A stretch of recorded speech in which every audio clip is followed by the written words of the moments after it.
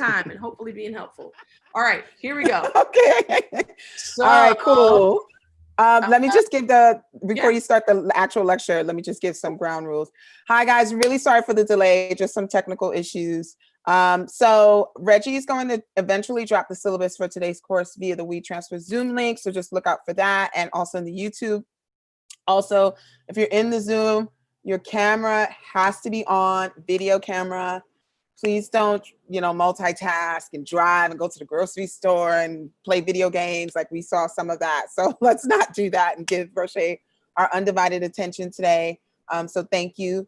And then also, if during the Q&A, which will be at 4:30, please use a raised hand gesture. You can click on participants at the bottom of your screen, and then click on raised hand, and I will call on people in order. If you chat your question, basically typing your question, just know that it might not get priority because I'm going to be juggling questions from raised hands, YouTube, and the chat. So be mindful of that. If you have any questions throughout the webinar, you can DM me privately or directly. I will try to answer them as soon as I can. And then let me just do a quick read of Rochée's bio and a summary of Black Film Space. So Rochée Jeffrey is a writer, director, performer who hails originally from Jamaica. She's lent her writing talents to several television series, including an upcoming Hulu comedy series called Woke, starring Lamorne Morris, and is currently a supervising producer on the show Bigger on BET+. She wrote the award-winning Oscar-qualifying film Suitable, which has screened at festivals around the world, including the Austin Film Festival and the Palm Springs International Film Festival Shorts Fest. Suitable was a finalist in the American Black Film Festival HBO competition and premiered on HBO in February 2019. Rochée directed the short film Mr. Talented, which screened at the Directors Guild of America and was also nominated for an HBO Short Film Award. In 2017, Rochée was a Film Independent Project Involved Fellow and was recently selected as a 2019 Viacom Emerging Directors Fellow and a 2019 IFP/HBO Producers Fellow. Rochée is the writer and producer of Throw It Back and Make It Clap for Trudy Jones, set up with Paul Feig's FICO. The film was also featured on the 2019 hit list. So shout out to Rochée. And Black Film Space is a nonprofit 501c3 organization committed to building a community of filmmakers from the African diaspora through skill enhancing and networking events.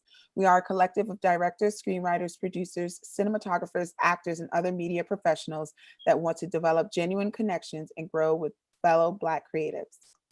All right, Rochée, take it away. Sweet. Thanks for being patient. It happens. We're doing a lot. Okay. Yes. So welcome to the third installment of this series. And today we're going to be doing a discussion about character and dialogue. And we're also going to be speaking with my former boss, one of my faves, Aeysha Carr, whose credits include Brooklyn Nine-Nine and the Carmichael Show. Okay, so let's talk about character. And again, I reiterate it every time. And for those who didn't hear it before, this is just an overview, right, of character stuff. There's so much to read online, so many books and things you can learn. But shows are about characters. That's why we watch television. We're invested in the characters, period. The story is great and it's awesome, but if we don't care about the characters, then we won't care about the plot, period.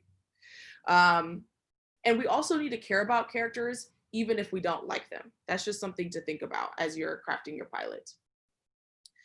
Characters should be driving plot, not vice versa, right? A lot of shows end up, and that's a show where the characters aren't that interesting, and so the plot is driving the story more than the characters are. And we should know the characters well enough, and they should be so well defined that their choices are the things that are driving the story, right? And characters should be complex, no matter what it is. I think the best shows have complex characters, and they have to be interesting enough to sustain a series, right? I think the reason why Scandal works is because Olivia Pope is a mess, right? She's this complicated mess of a person. And so she's sometimes unpredictable, but even when she does things that are not expected, right?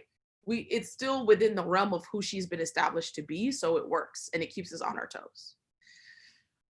Okay, so I think writing plot with characters in mind is really important, right? And I think one of the things that people don't do it when they're crafting their pilot, and I notice it, is like the character isn't well defined enough so that their flaws and their strengths are driving the story. And I'll explain what that means. So in order to write any story, you need to know who your character is, because their goals, wounds, and flaws will help you to plot the story, right? If I know that I'm writing a show about a doctor who's an alcoholic, that's going to create story. That is a story engine. That is a part of the story engine. So knowing, your character's flaws and their wounds and their goals, those are the things that are going to create the story. The goal is going to be the thing we're driving to for the entire series. And a lot of times you'll read a pilot and you're like, so what does this person actually want? I don't know. I have no idea what they want. And that means that their goals aren't clearly defined. It also means that your show might not have a well-established story engine that can sustain itself for several episodes, right? And the flaws also drive story. And people don't really think about that. But like, again, if somebody is an alcoholic and they are a doctor, or an alcoholic and they're a teacher, that flaw is going to create story for you, right? And you want to establish those flaws and those wounds and those goals very clearly in the pilot. Now, some will be unfold over time, but the main one should be clear in the pilot. You also want to think about who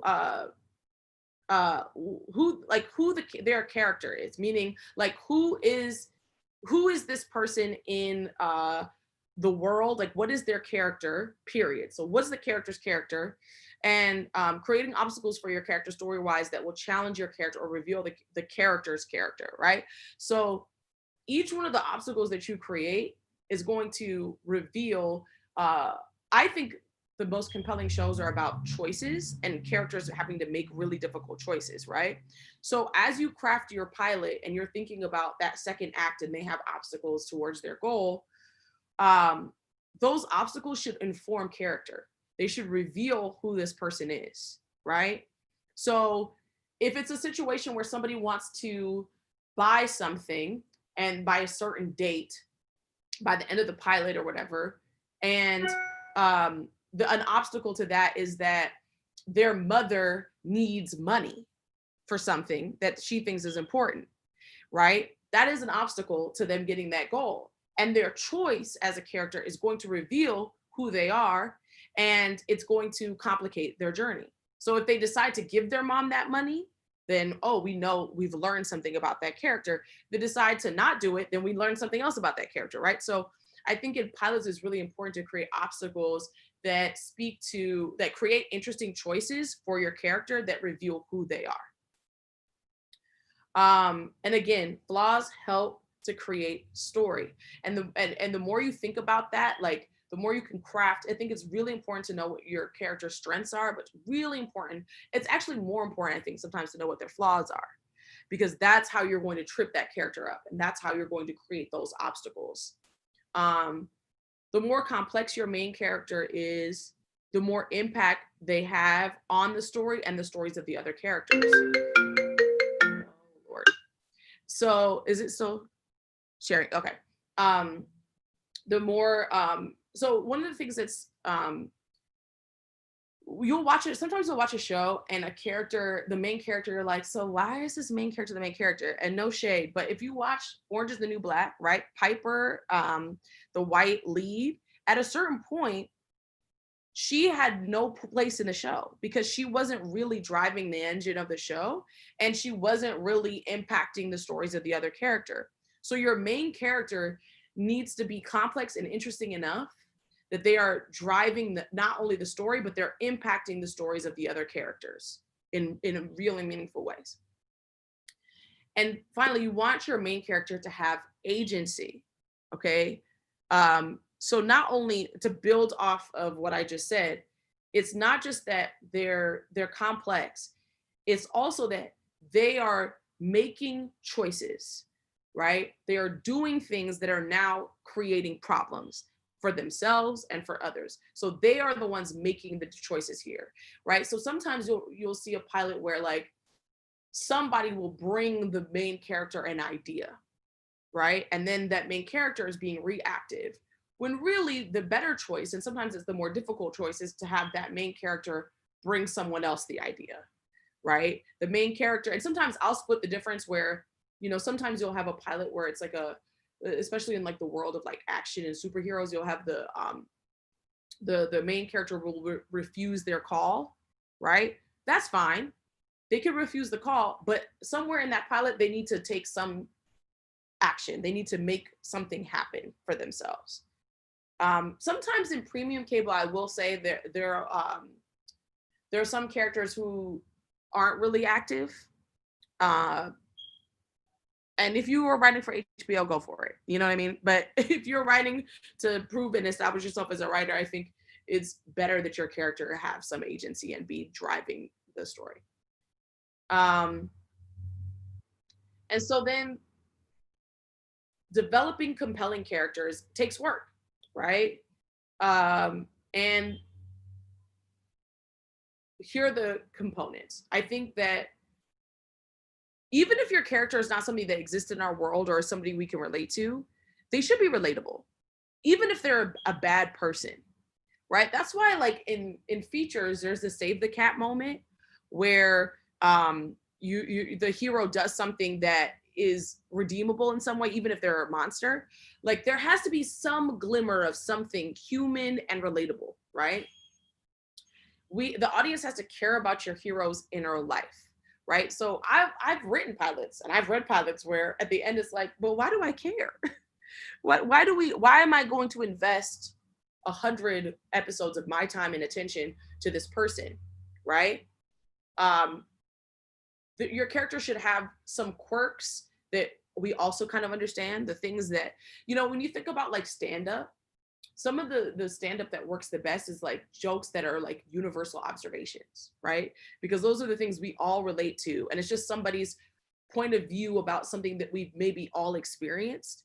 And that is kind of how you want to craft your character, is like your character has some components, some elements of who they are that are specific, but also like we understand it. We have some point of reference for that, right? And we have to care about the hero's dilemma, right? Like, I don't necessarily care if like a rich white woman can't get anything. I don't care, right? If she hasn't been well crafted, like who cares? But if like that rich white woman has like this really, I find out that actually she grew up in the hood, right? And or something, I'm like, oh, and her father was a Black Panther. I don't know. Maybe I'll care, right? So like making us care about who this hero is and the dilemma and the stakes for that person is really important. And that leads to the next point, which is so that way we can be invested in their goal, right? If you create a pilot where people are not invested in the goal, the thing that they're going after, then nobody's going to watch that. Right? We have to be invested in that character's goal. And then another thing that I think a lot of times we all forget, is that flaws should have stakes. And this is what I mean by that.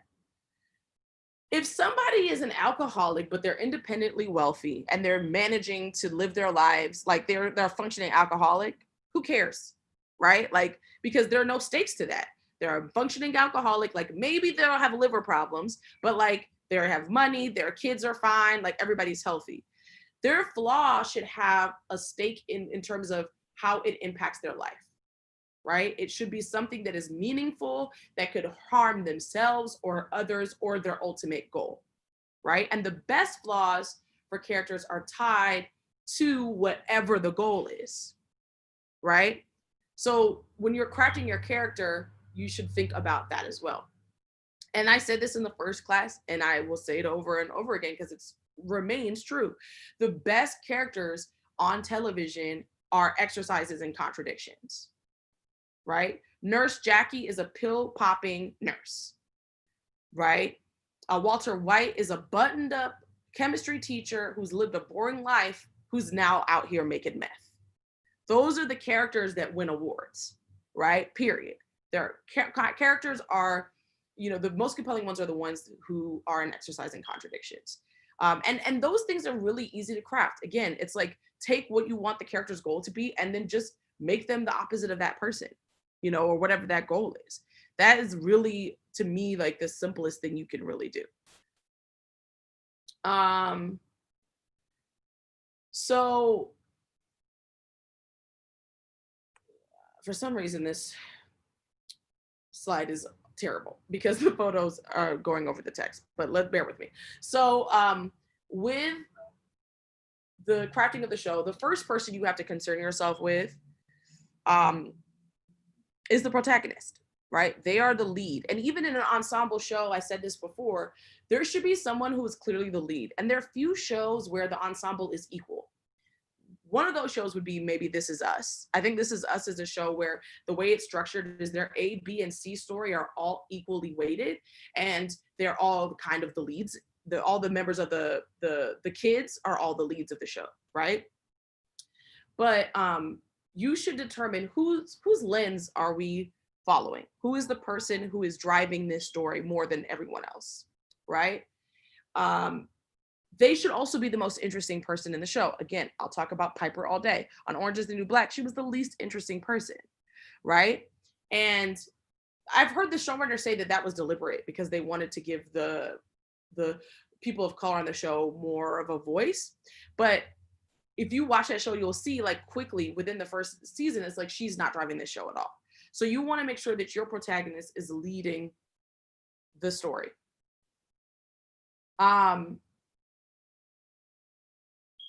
Their primary goal has to be the goal of the show and what drives the show, right? The protagonist shouldn't have a goal that is unrelated to whatever this group of people are trying to do. Like their goal, their primary goal has to be related to whatever, like if you're doing a show about 5 kids, the lead kid, his goal has to be whatever it is that those 5 kids are trying to do. Now he can have secondary goals, right? He could have interesting motivations, or she can have interesting motivations for why they're trying to accomplish a particular thing. But their goal has to be tied to the primary goal of the show. And the pilot should speak to their biggest flaw, their biggest goal, and their biggest obstacle, right? So I think I said this I think it may have been the last class, like that the pilot is establishing what the biggest problem is for that person's life. Like you should meet the protagonist at their lowest point, or when they're dealing with like the most ridiculous thing they've ever had to deal with in life, right? And so it shouldn't be like something mundane.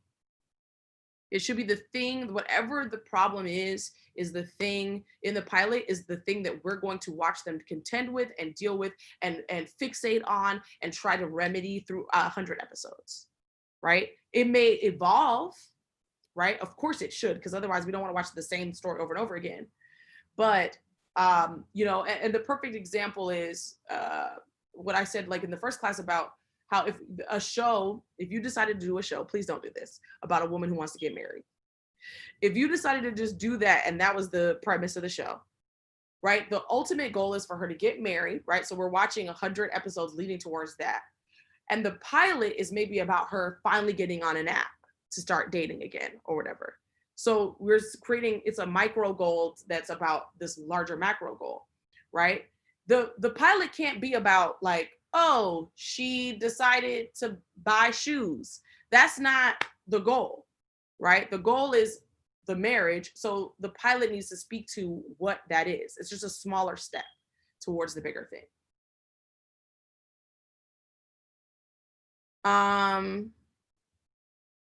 Okay, so let's talk a little bit more about character flaws. So character flaws that are compelling are the flaws that are the flip side of a character's strength, right? It should also be the thing that like this is a flaw that's big enough that's also cinematic, right? Like I was joking with somebody the other day, like a flaw can't be just like, oh, this person over exercises. Like, okay, like that's not really a flaw that's super cinematic necessarily, and it doesn't really like speak to story unless it's unless you can find a way to make that compelling, and please pitch on it. But you have to find a flaw that is cinematic, where you can build story, but it also speaks to the overall goal and the story engine, right? It undermines their goal. It undermines their strength, and it is in contradiction to whatever the and it's going to create obstacles for the story engine, right? So then characters also need to be, the flip side of that is characters should also be good at something. Nobody wants to see a sad sack on television, right? Like there are a lot of pilots, I think, when people are growing in their skill, where it's like, my life's a mess, and like everything is bad, and you just watch, like the whole thing is like everything's falling apart. Like that's fine, but they should have something they're good at, because people like competent characters. I think Shonda Rhimes said that, Queen Shonda. People like competent characters. So even if somebody is flawed and messy, like Olivia Pope, a mess, but she was competent. Like when it came to public relations, she knew how to work some magic, right? And those are the characters we want to watch. Again, whatever the central flaw is, it can't be resolved in one episode. It should take several, if not 100 episodes to resolve. So I really like this show Vita on Stars, because it's so messy. But I like the show because it's about two sisters who don't really get along, and their mother dies, and they have to run a bar in Boyle Heights, LA, and they're dealing with gentrification. They're Mexican American, but people think that they're called coconuts. I mean, it's funny. In their community, there's Oreos, they're coconuts, all of these phrases, so delicious, but they're called coconuts. They move into this neighborhood, and one of the sisters is like buttoned up, right? And I'm going to use this show as an example, because I'm going to get into ensembles too, and about triangulation and polarization in ensembles. But the sister is buttoned up, and she's perfect, and the other sister is a mess and just like an Instagram influencer pretty much. But the sister who's buttoned up, her flaw is she doesn't have any vulnerability. She does not allow herself to be vulnerable. And then the other sister's flaw, right, is that she is a mess. She doesn't take life seriously. So that's perfect. You have the two leads of the show are in contradiction to one another, and their flaws are also in contradiction to one another, right? And their strengths are completely different. One is completely vulnerable, the other one is not, right? And they wrap the show. I think that I watched the season finale, or the series finale of 3 seasons last week, and it was great because they never fully resolved. They didn't fully arc, right? Like they didn't all of a sudden become super vulnerable, but you saw that they went somewhere. Like you saw that, well, the sister who was buttoned up and not vulnerable, she became a little bit more vulnerable, and that's like a great flaw to give a character, because you can go 100 episodes with that, because so many of the flaws that we're putting in our characters are flaws that we may very well possess. And everybody knows I've been to therapy for years. I'm still working on that stuff. So you want to create flaws that for 100 episodes, we can still watch this person work and fail and work and fail at that thing. And also with flaws, I think it's important that it resonates with the setting and the theme of the show, right? Again, a show about a doctor who drinks too much is way more compelling than a doctor who over-exercises, right? The flaw should create story. And I keep saying that because I keep reading pilots where I'm like, but what is this flaw? Does anybody have any problems, right? Shows are about problems. That's what it is. Every episode of television is about a new problem that you're trying to solve.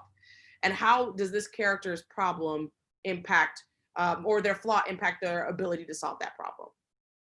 So think about the theme of the show. What is the show? And how can you craft a character that has a flaw that could ultimately speak to that overall theme? So that's like the more concise way of saying it.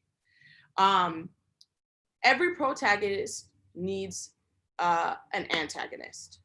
So as you're crafting your main character, you should think about the antagonist. Now, an antagonist sometimes is not an actual person. Sometimes it's an institution. Sometimes it's more than one person. In the show Vita that I was talking about, those sisters are both protagonists, and then they are each other's antagonist, right? They are each other's opposing force.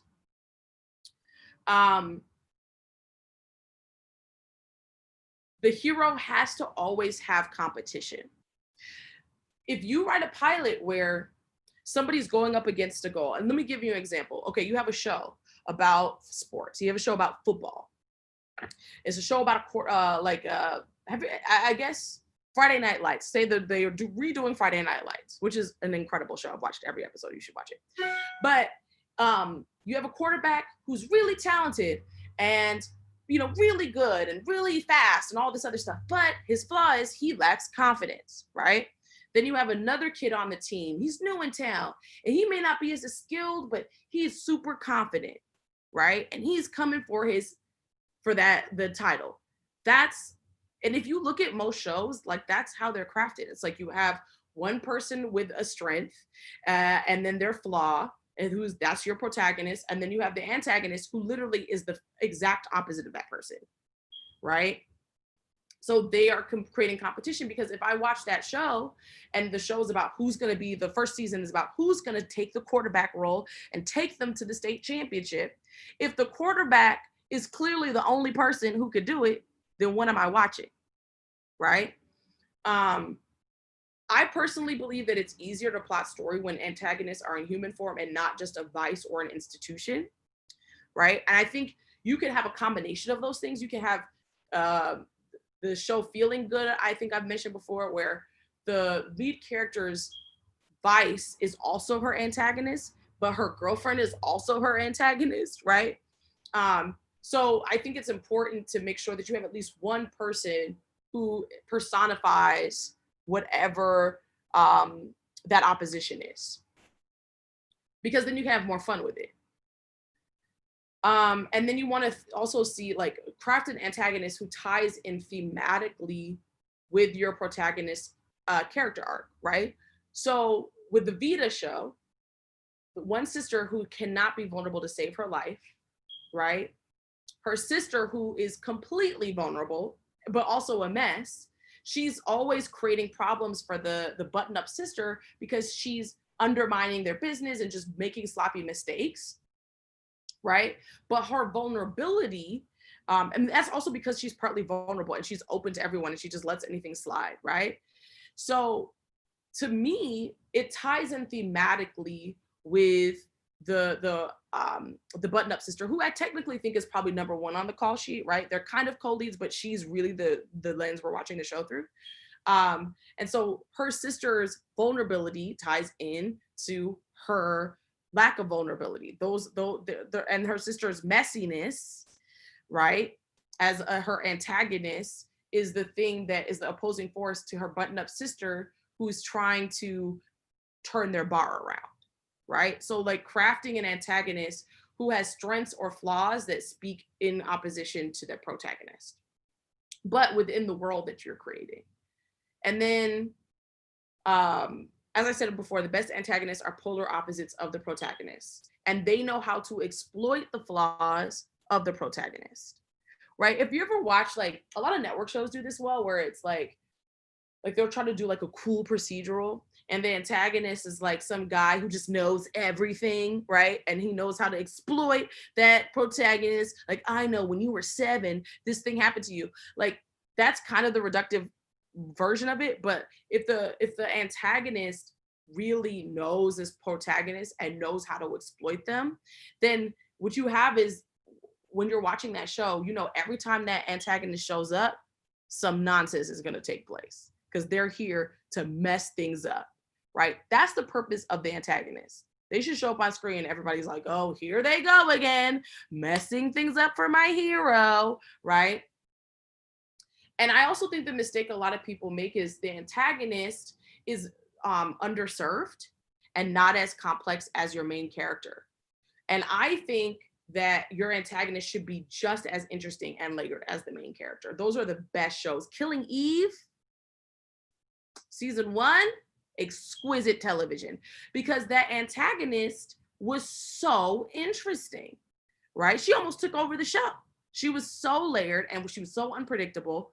And they also revealed information about her that made her really compelling. I think Breaking Bad also did a really good job with that, with antagonists, and which leads me to this picture of Gus from Breaking Bad, right? So I think there's a way to kind of think of protagonists and antagonists in these kind of symbolic ways, right? Because again, you want them to be in opposition and the polar opposite of your protagonist. So it's order versus chaos, right? So your protagonist represents order and their antagonist represents chaos, or vice versa, right? And Vida, the button-up sister, is order and the other sister is chaos. And if you watch most television, this is how it breaks down. Like most of the time, the protagonist and the antagonist, there's a symbolic order: chaos, heart versus mind, spirited versus fastidious, sometimes a combination of those things. So you can think about it in those terms, like, okay, how can I make, oh, this person is, is fueled by their heart, this person is fueled by their mind, and they both work at a law firm. And so that's going to create conflict between the two of them, because the way that they see the world and move through the world is completely different and in opposition. And again, what I said earlier, when they show up on screen, they should completely derail your hero's plans, right? That's the question you need to ask yourself. Are they derailing the plans? When the antagonist is there, is something happening? Are they laying groundwork to blow up whatever the person's doing, right? Do they ruin the protagonist's day? That's why Gus, so good for Breaking Bad. I mean, that's one of the best antagonists of all time. He was so good, they almost gave him his own show. Like, he was so compelling. And what was great about him was that he was the polar opposite of Walter White. He was everything Walter White wanted to be.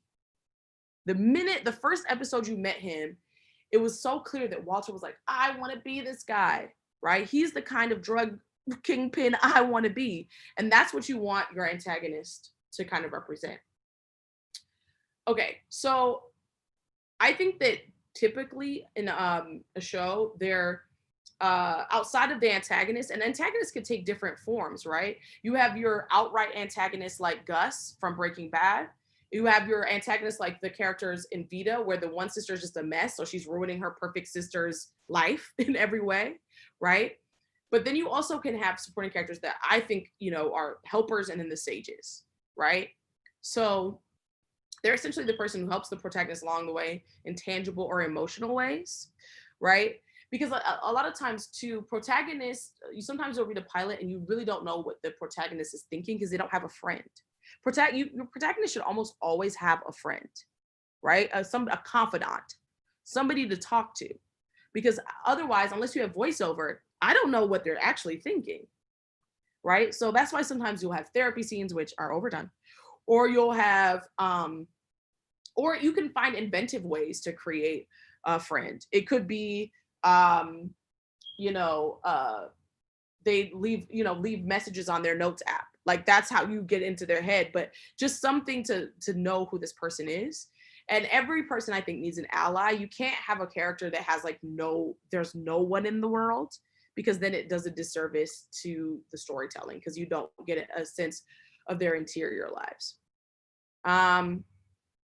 Sages are like the people in their life that provide information and help them move the story along because of info that they provided. And a lot of times that's good in like procedurals for medical dramas and like police dramas. Like there's always somebody who's wise, the wise one, the smartest one in the room. Almost every medical drama is like, this guy's a superstar and he graduated from medical school at 12. Like, there's always that guy and he walks in and his hair is blowing in the wind. Like, there's always that kind of character in those worlds. Okay, so we'll talk a little bit more about ensembles, and then I'll get into like polarization and triangulation in ensembles.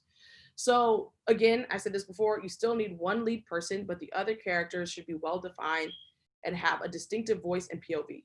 That's a period. Whether it's an ensemble show or not, the best shows are like where everybody has a distinctive voice everyone is an interesting point of view in the way that they see the world.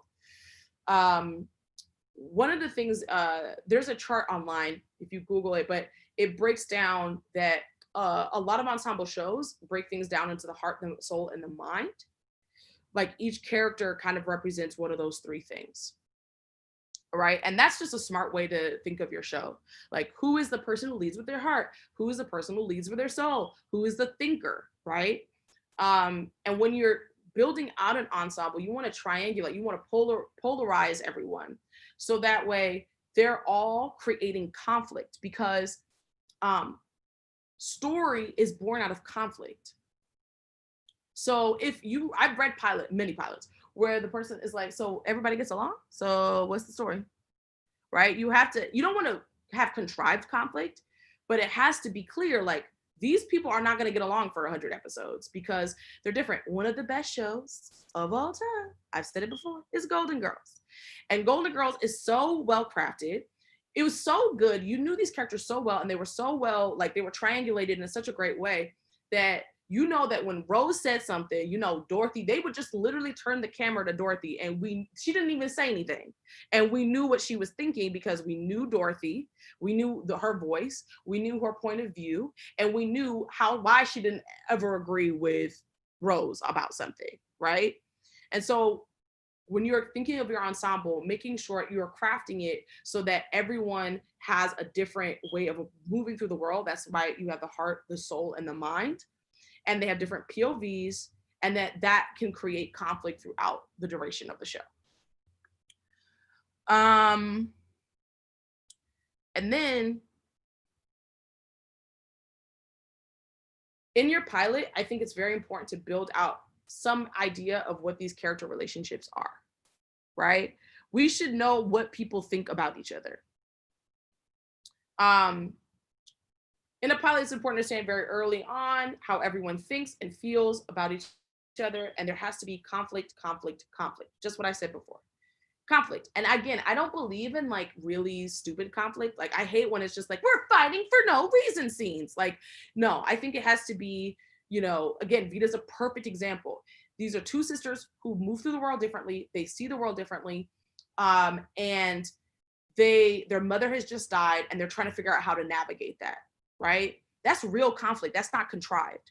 And the thing that's universal about that in the pilot is a lot of people have had a parent die, and they know what that's like, or they have a sibling relationship that's complicated, right? So that's natural conflict that you can build in. I think that most pilots, if you really break them down, show the beginning of a new relationship or a relationship that's pre-existing but facing a new challenge. So that's important to have in a pilot, right? Either you start a new relationship, or a relationship that's pre-existing is now forever changed, like in like in Ozark, right? Where the husband and the wife, like, their marriage probably was garbage the whole time, but now that he's seen her having sex on tape, and now that they have to move the Ozarks, and now that dead bodies are falling from the sky, that relationship will never be the same again. So at the end of a pilot, I think it's really helpful when you leave a pilot and you're like, oh, these two are never going to be the same.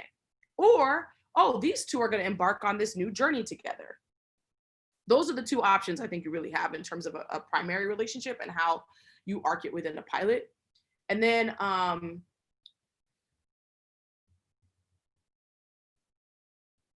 the basic questions that you should have answered at the end of the pilot is, who are these characters? Like, who are they? Are they funny? Are they acerbic? Are they ambitious? Right? I should get a sense of like, okay, who are these people? Right? If I had to invite them to a dinner party, I should get a sense of who I would sit them next to. Right? Like, who would get along with my friend Keisha? Right? Those are the basic things you need to be able to have answered in the pilot. Where are they headed? Right? So what's their trajectory, which ties into what do they want, right? Like, what does this person want? Do I know what the person wants? Because that's what's going to keep me watching the show. And then what are the stakes? whatever they want has to have stakes, right? If they don't get this thing, they're going to be miserable for the rest of their life. If they don't get this thing, the world will end. Those are real stakes, right? If they don't get this thing, their family will fall apart. That should be clear from the pilot. So we'll talk a little bit about character arcs. So a character arc is essentially the difference between who your character is at the beginning and who they are at the end of your show, right? It should be clear who they are at the beginning and who they want to or need to become at the end to achieve their goals, right? That's a character arc.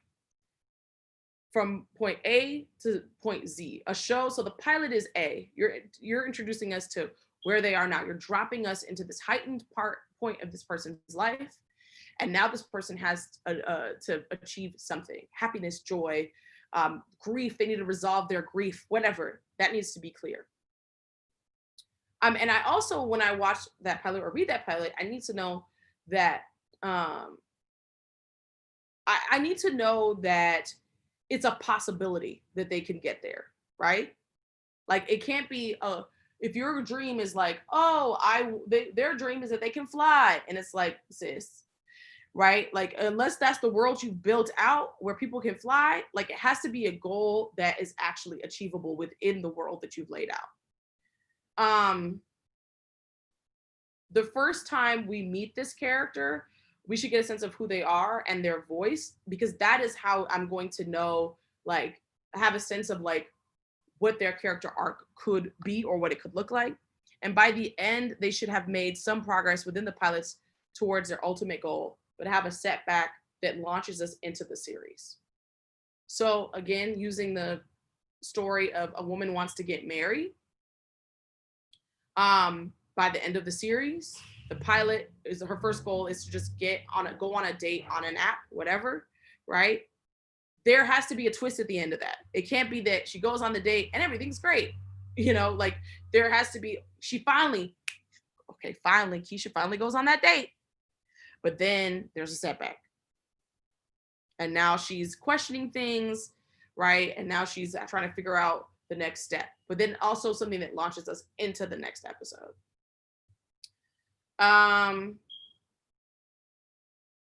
Like I said with the Vita example, the arc doesn't have to be oversimplified. They don't have to go from flawed to fabulous, but they could go from flawed to less flawed. I thought Vita's finale was one of the best I've ever seen for a half hour because it tied up some things but didn't.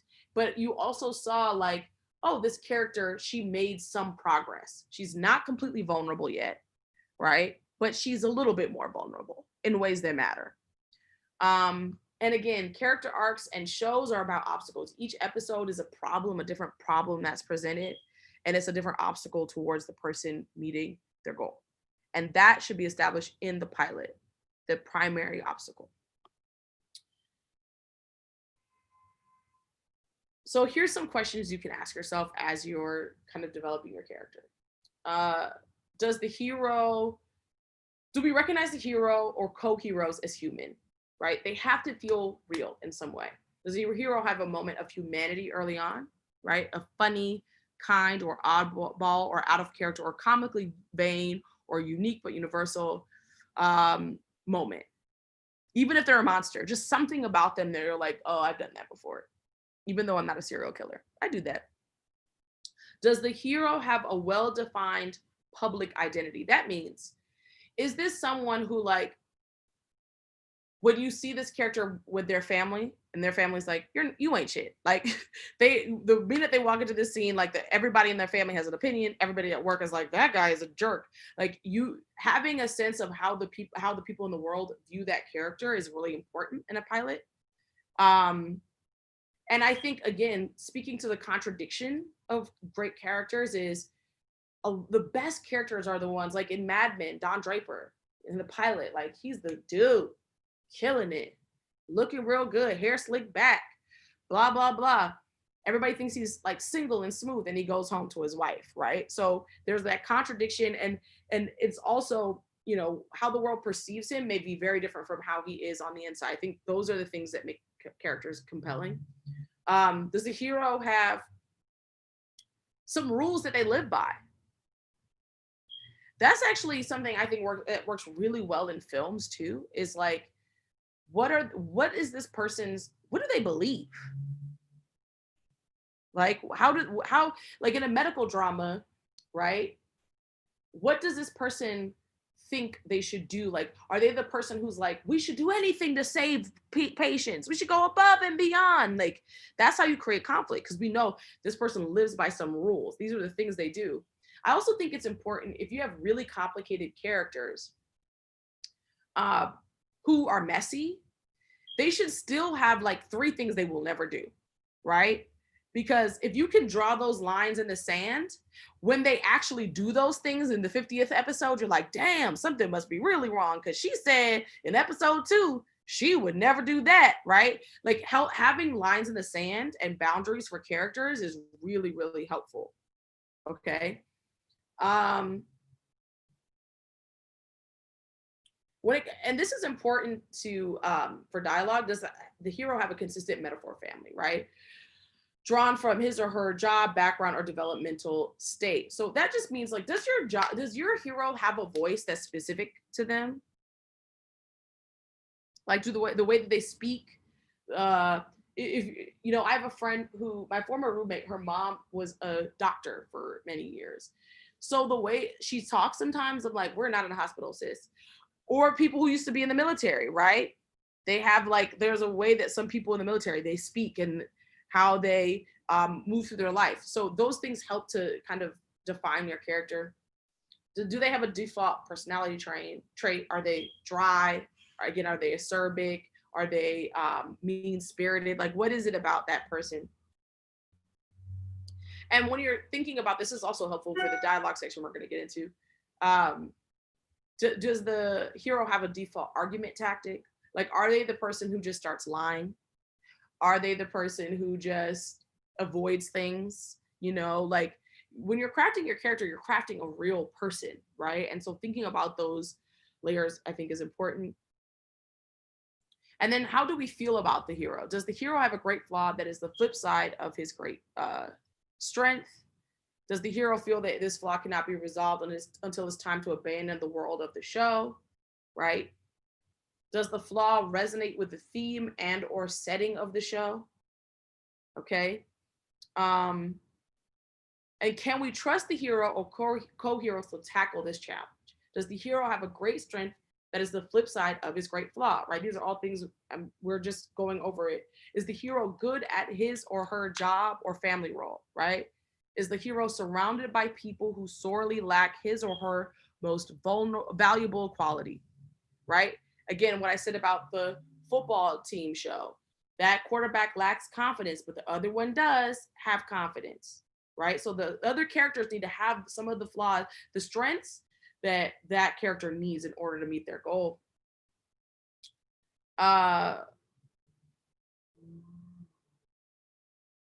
Is the hero curious? Is the hero generally resourceful? Does the hero use unique skills to solve problems rather than doing what anybody else on the show would do? That is really important, right? Especially in shows where, like, that is something that's going to happen, like a procedural, a medical, cop, whatever. That you have to clearly establish, like, if you look at House, it was very clear who this guy was and what skill sets he had and what made him unique within the hospital environment.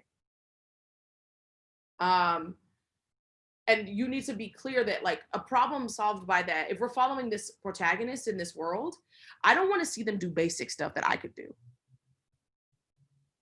Right? You want to see them do something that, like, only this special person can do. If I could do that, I don't care, right? That's not interesting. You know, I also say too, like, you know, the best shows, even the grounded shows, are about people who are exceptional, even when they're mediocre. Like, their mediocrity has to be exceptional. The way they are mediocre is unique. Because other than that, I could just go to brunch with my mediocre friends. Me and my mediocre friends, we just show up to brunch and we can look at each other.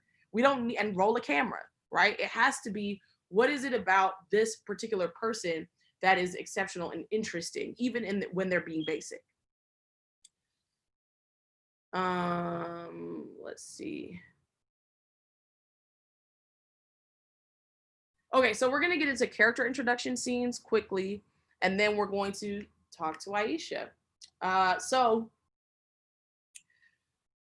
character introduction scenes are important. Now, I could do more with characters in the pilot, but this is the only thing I'll deal with in terms of scenes in particular.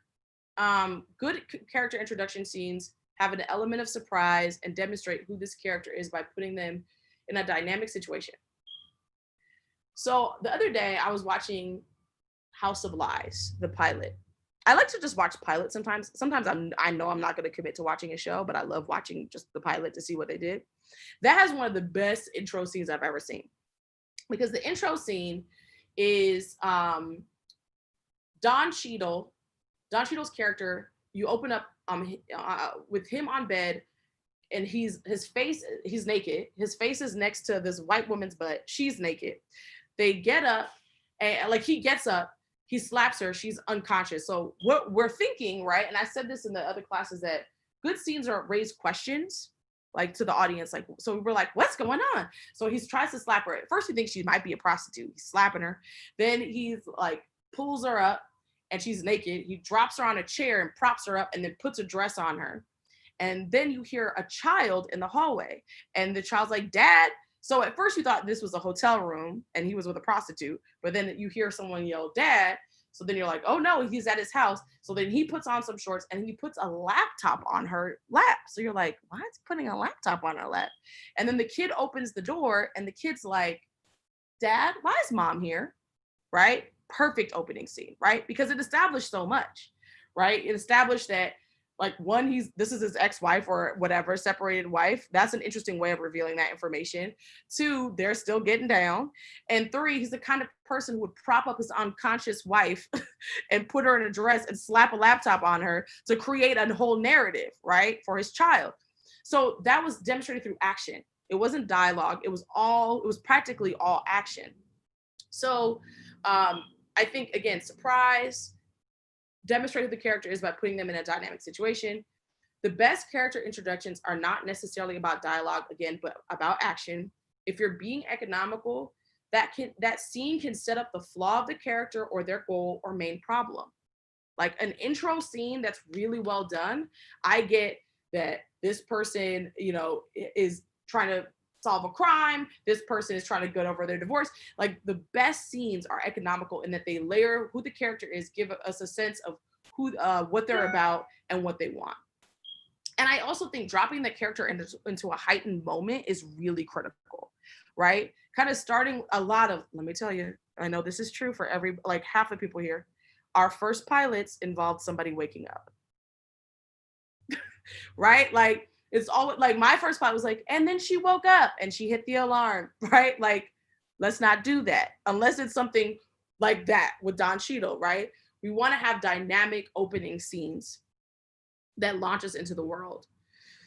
Okay, so this is an opening scene for a pilot of mine that I wanted to just go through to show you what I mean by this, right? So in this scene, we introduce a Black woman who's in Capitol Hill. She's at a coffee shop. The first thing she does is she pulls out her cell phone and she searches on WebMD. How do you know if your phone drops, right? She yells, fuck. That's the first line of dialogue, is fuck. We know what kind of show this is about to be. She picks up the phone, it's fine. She walks up to the barista. She asks if she can get a chai tea latte. The barista's like, we don't have any more chai. Sorry. How did you run out already? It's 9 a.m. Okay. He says, we have everything else. Everything else is not a chai tea latte. Another barista hands barista number 1 a drink. Jack, your chai tea latte is ready. The barista puts the drink on the counter. Ryan's eyes fill with entitled rage. So there was enough chai for Jack. Yes, unfortunately, he got the last one. Ryan looks over and sees that Jack, a very waspy dude, is headed to get his chai tea latte. And just as he's about to grab the drink, Ryan swoops in and grabs the cup and starts to drink it. And she gulps the hot ass drink.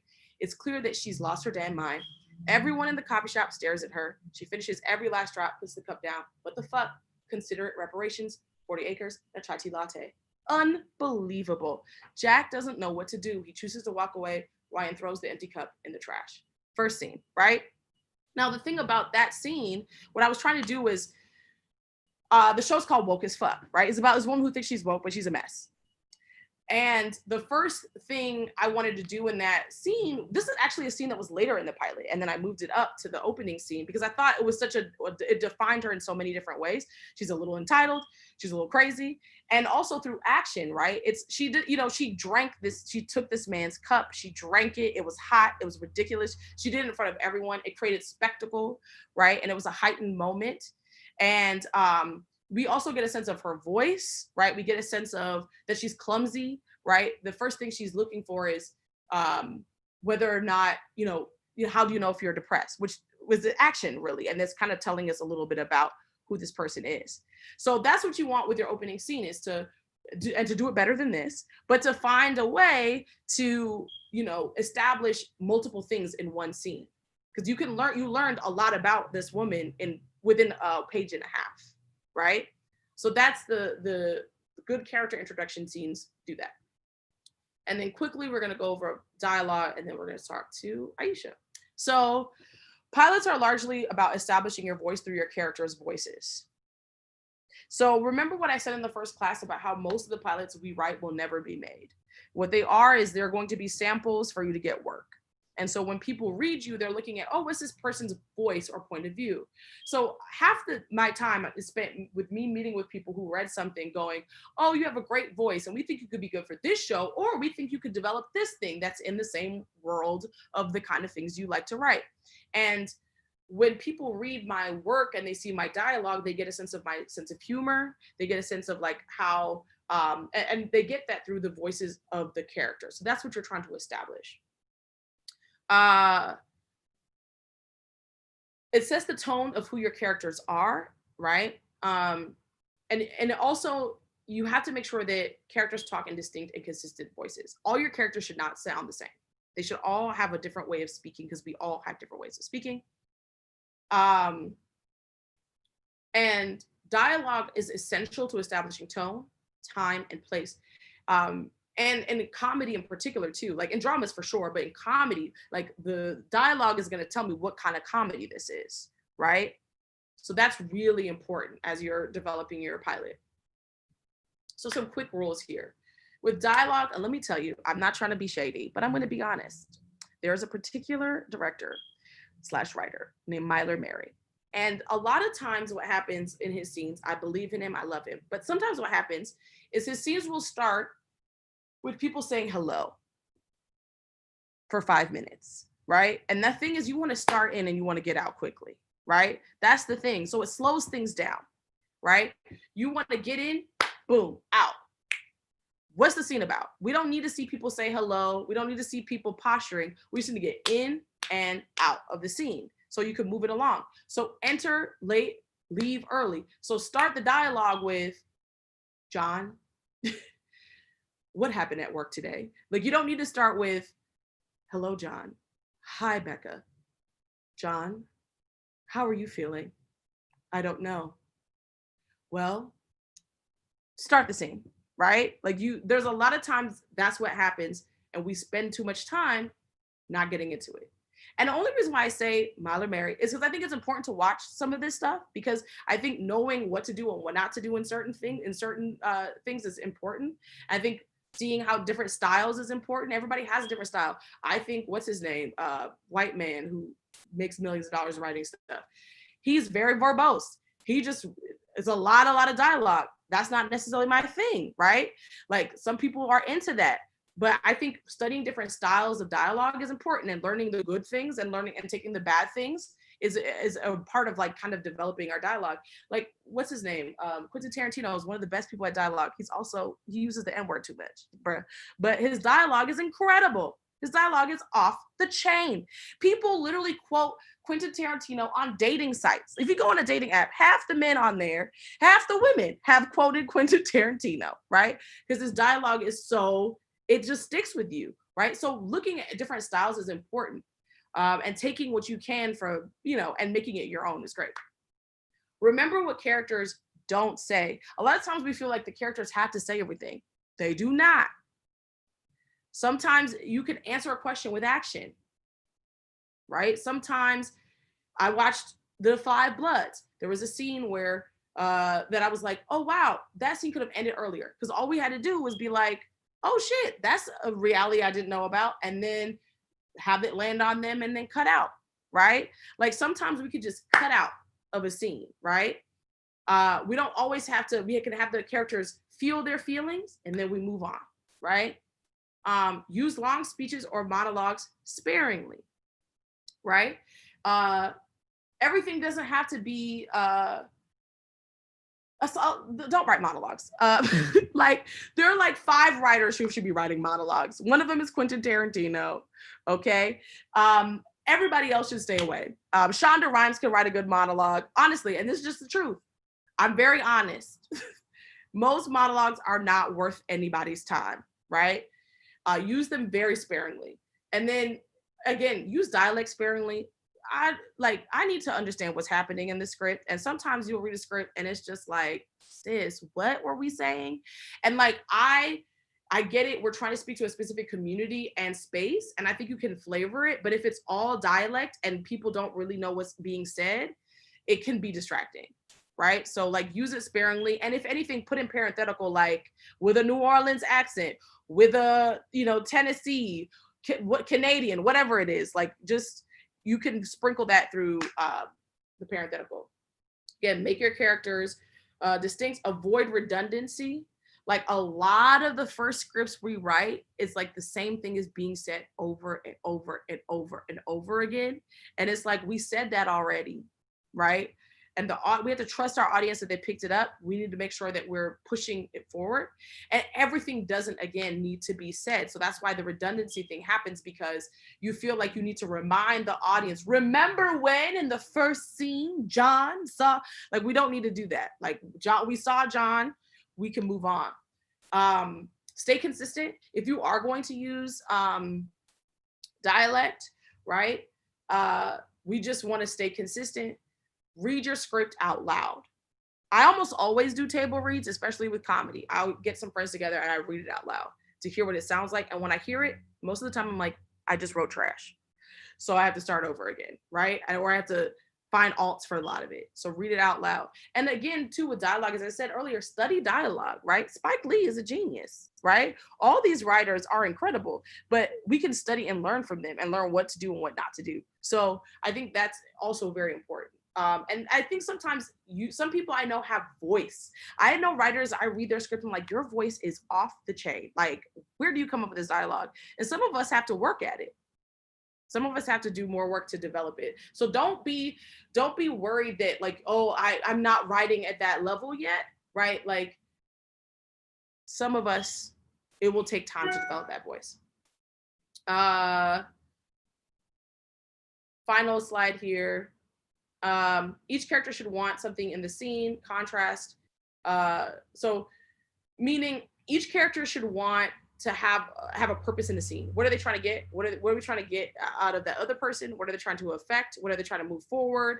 They should have a desire, because otherwise it's just people talking, right? So understanding what this character is trying to get out of this scene or this statement or whatever is really important. Understand the underlying emotions. Again, contrast, which is related to that previous point. Putting two characters who are very different in the way they see the world and move through the world is very important. Be specific. I'm working on this animated show and I had to do 10 pages of joke alts this week. And that was daunting.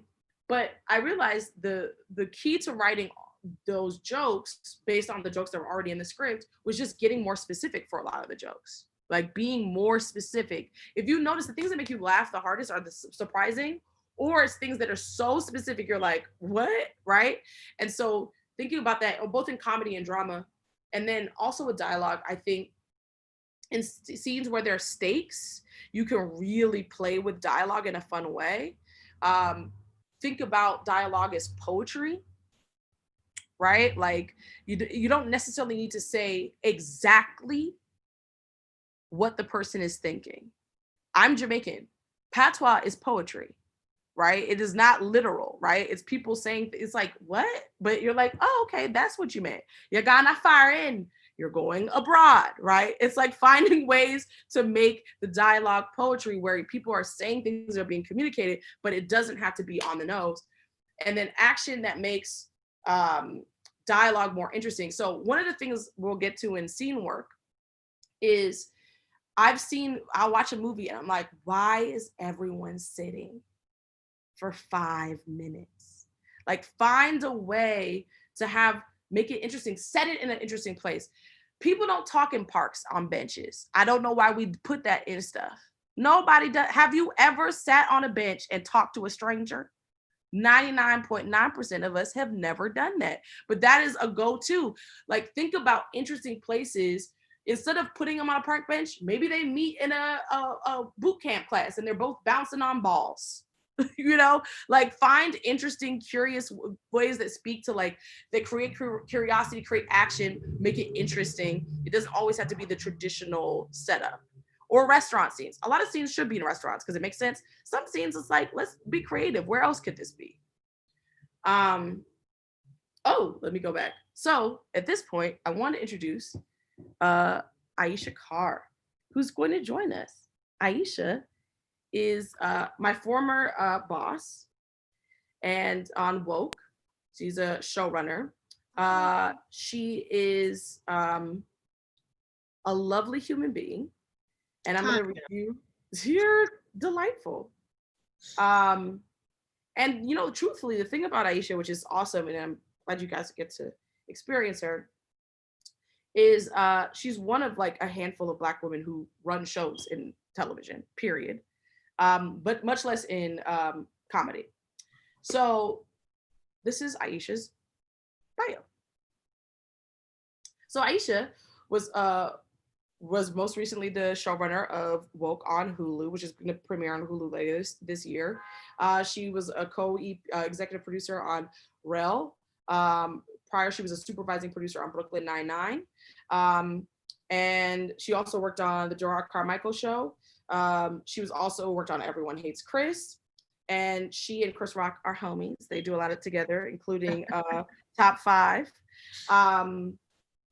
And she's written several films, including like working for Kevin Hart, all of our favorite comedy heroes. Right now, she has a show in contention at Netflix that's produced by the Obamas. It's a half hour. It would be their first half-hour series. And she's actually going to, as a part of this dialogue conversation, share the first scene with that as we have a conversation about dialogue. So what up, Aeysha? Hi, Rochée. Thank you for having me. I love having Rochée in the room was my favorite thing, just because of the way she talks. And I liked how she was like really dipping in when it was like, this is important. You need my whole head. It's true. Yes. So we have a lot of fun. So thank you for having me. And this was a great talk. There were so many things that I was like, ooh. Remember when Sex and the City, they would always do weird stuff in yoga classes and all the new, like, they really did like showing those conversations, putting them in like weird situations. So Rochée, go ahead. How are we doing this? So we're gonna go through this scene and then we're gonna talk a little bit about the characters, the dialogue, and all of that, how you went about developing this for this show. And then I'm going to ask you some specific questions. So let's go through the scene. I'm playing Ben, right? You're playing Ben. I'll do Diane, and I'll read the stage direction. Okay. This is exclusive, y'all. So you can steal it and just put it in yours. Nobody will know. No one will know, except for the Obamas. Except for the Obamas. Okay. So we open on Diane, late 60s. Her hair is a mess. She wears no makeup, one earring, not on purpose, and a stretched out t-shirt. She's been crying. I didn't see it coming. She's talking to Ben, 39, Chinese attracted, who has not been crying. I'm sorry, I thought you knew. But we've gotten so close. You're here all the time. It's only been 3 weeks. 3 weeks is a long time. Don't just throw it away. There's something here. I didn't mean to lead you on. But we connected. We both like 90s music, me because it's my generation, you because it's retro and cool, but still, it's a connection. I can't stay. He stands up and walks to the door. Diane jumps up and runs to block the door. Wait, I'll make you that dinner. I'll make that dinner you like. Just please stay and just talk to me. Please don't leave. Ben takes a deep breath. I'm really sorry that this is hard for you, but we're not in a relationship. I'm a hospice nurse. I was taking care of your mother, and now she's dead. So it's time for me to go. Yeah. Of course, I'm sorry. You should go. Diane moves away from the door. Ben opens it as Diane sits on the floor. Actually, I think I'll lie down. Diane lays on the floor face first. That can't be comfortable. It's fine. Just go. I'm going to leave the door open just in case you need to scream for help. That's really thoughtful of you, Ben. Ben exits. Diane lays there for a long time. So Aeysha sent me this pilot to read, and I said, I wanted to do this scene because I thought it was really, I love this element of surprise, right? Because in this scene, we think Ben is like some young hot thing she's hooking up with, and then it's the hospice nurse. So tell us a little bit about like how you crafted this scene and why you thought it was a great like scene for the opening of this show thematically and what the show's really about. So I'll tell you first about the scene that was the opening of the show, but Netflix felt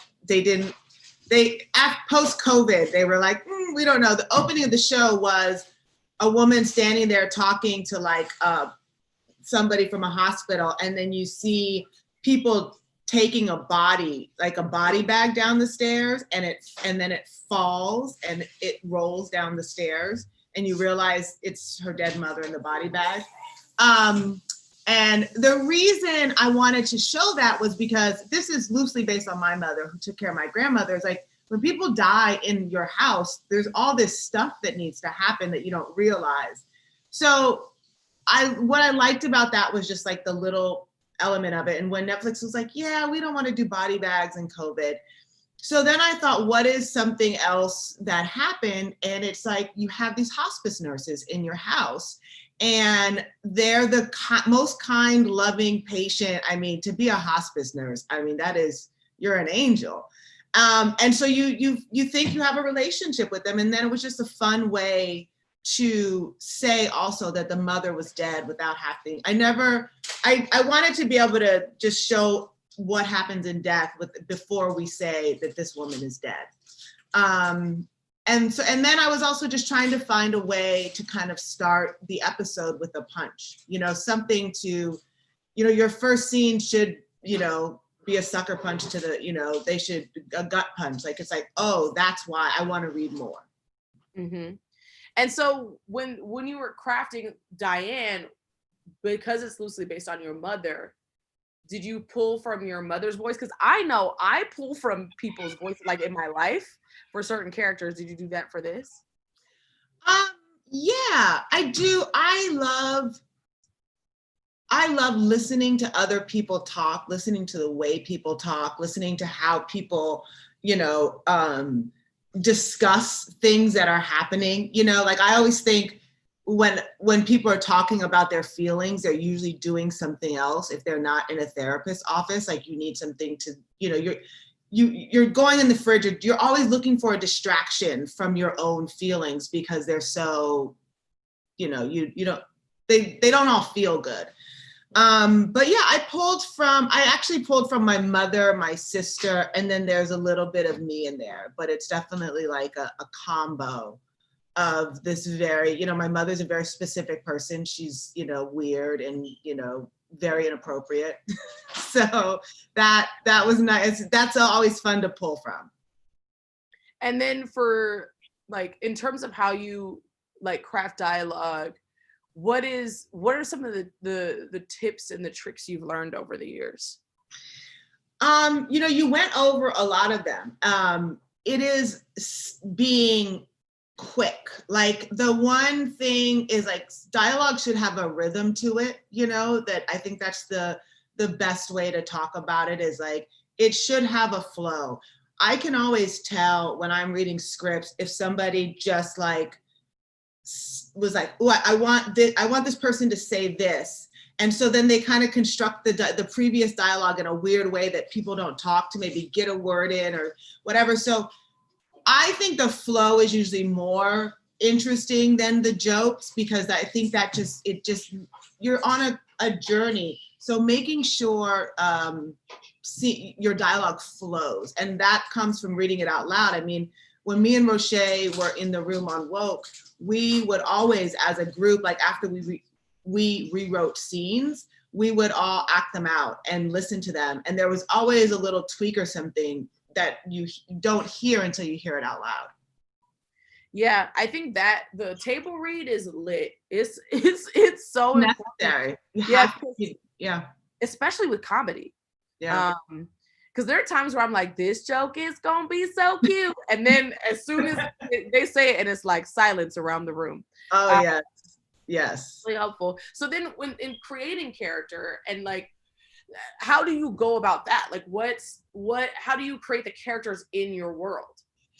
The most interesting thing for me, and what I love, is messy characters, because I think people are so messy, you know, like nothing is really black and white. You don't always behave appropriately, you know. It's like, yes, we're all supposed to be adults, but you know, we are like holding on by the thinnest thread of just like, I want to have a temper tantrum at any point in the day about, you know, whatever, something simple, you know. I always notice sometimes when like little stuff, and it just like you'll be in the car and like something will happen and you'll just get this rush of anger and you're like, ooh, where was that today? Like it's left over from something else. So I say beat up your characters as much as you possibly can. I mean, this character, Diane, is estranged from her sister. Her son doesn't like her. And when you have a mother whose kid doesn't like you, like that turns people off in a way that is like, moms aren't allowed to do that, like, you know, but it happens. And she's broke. So try to damage her as much as you can, because like, we are, as humans, we are damaged.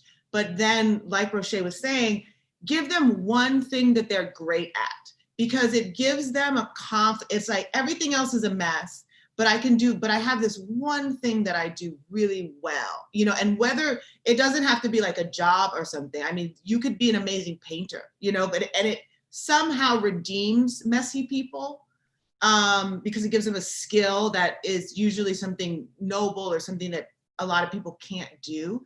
And that allows you to make them just messy. So that's, yeah, messy. Yeah, messy is good stuff. And it was funny because as I was preparing for this class and I was looking up like my favorite characters, I was like, you know, they're really messy. And that's a new thing though, right? Because the anti-heroes weren't always the case. Like that was brought in, I think ushered in by The Sopranos. I think before, characters weren't the lead. The anti-heroes weren't the lead. They were the antagonist or a supporting character.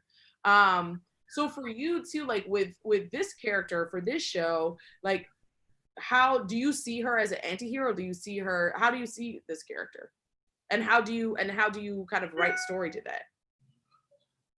This character has I don't know if I'd say anti-hero, but I know what you mean, because it used to be, you know, John Wayne, I do everything right. I'm noble. I'm close to God. And that got really boring. So I think what you do, this character, her one thing that she's great at is because she's lived this kind of really difficult life, she has this advice that she can give to young people. So, and it's great, you know, but it's the advice that you don't, you know, see coming, you know, like, especially there's sometimes I know I would think about a friend and I'd be like, oh, I don't know, how do I make up and and this character would say, this isn't the type of person that will be in your life for a while, so just get rid of them, which is not what most people would say, but that is the truth. Like, if you look back on your life, you realize there's some relationships that you just spent too much on, not always lovers, it was just friends, and you're just like, and it's so irrelevant now. So she has the ability to see that stuff because she's been through all of it. But then her life, she needs to mend her life. So her, just like you said, it's always like starting. She needs to, I think after watching her mother die, mend fences with her family. Like she needs to make peace because she doesn't want to die with leaving things unresolved. And so for you, as you crafted this show, how did you go about just crafting this pilot from a character perspective? Like how did it start? What was the nugget? And then how did you build out the other characters? When from like Inception, like Yeah. You know, it's so funny. I came up with this idea after we shot the pilot for Woke, and I came back from, we were in Vancouver, and I came home to Vancouver, and I was like, fuck this. I'm not writing for anyone else anymore.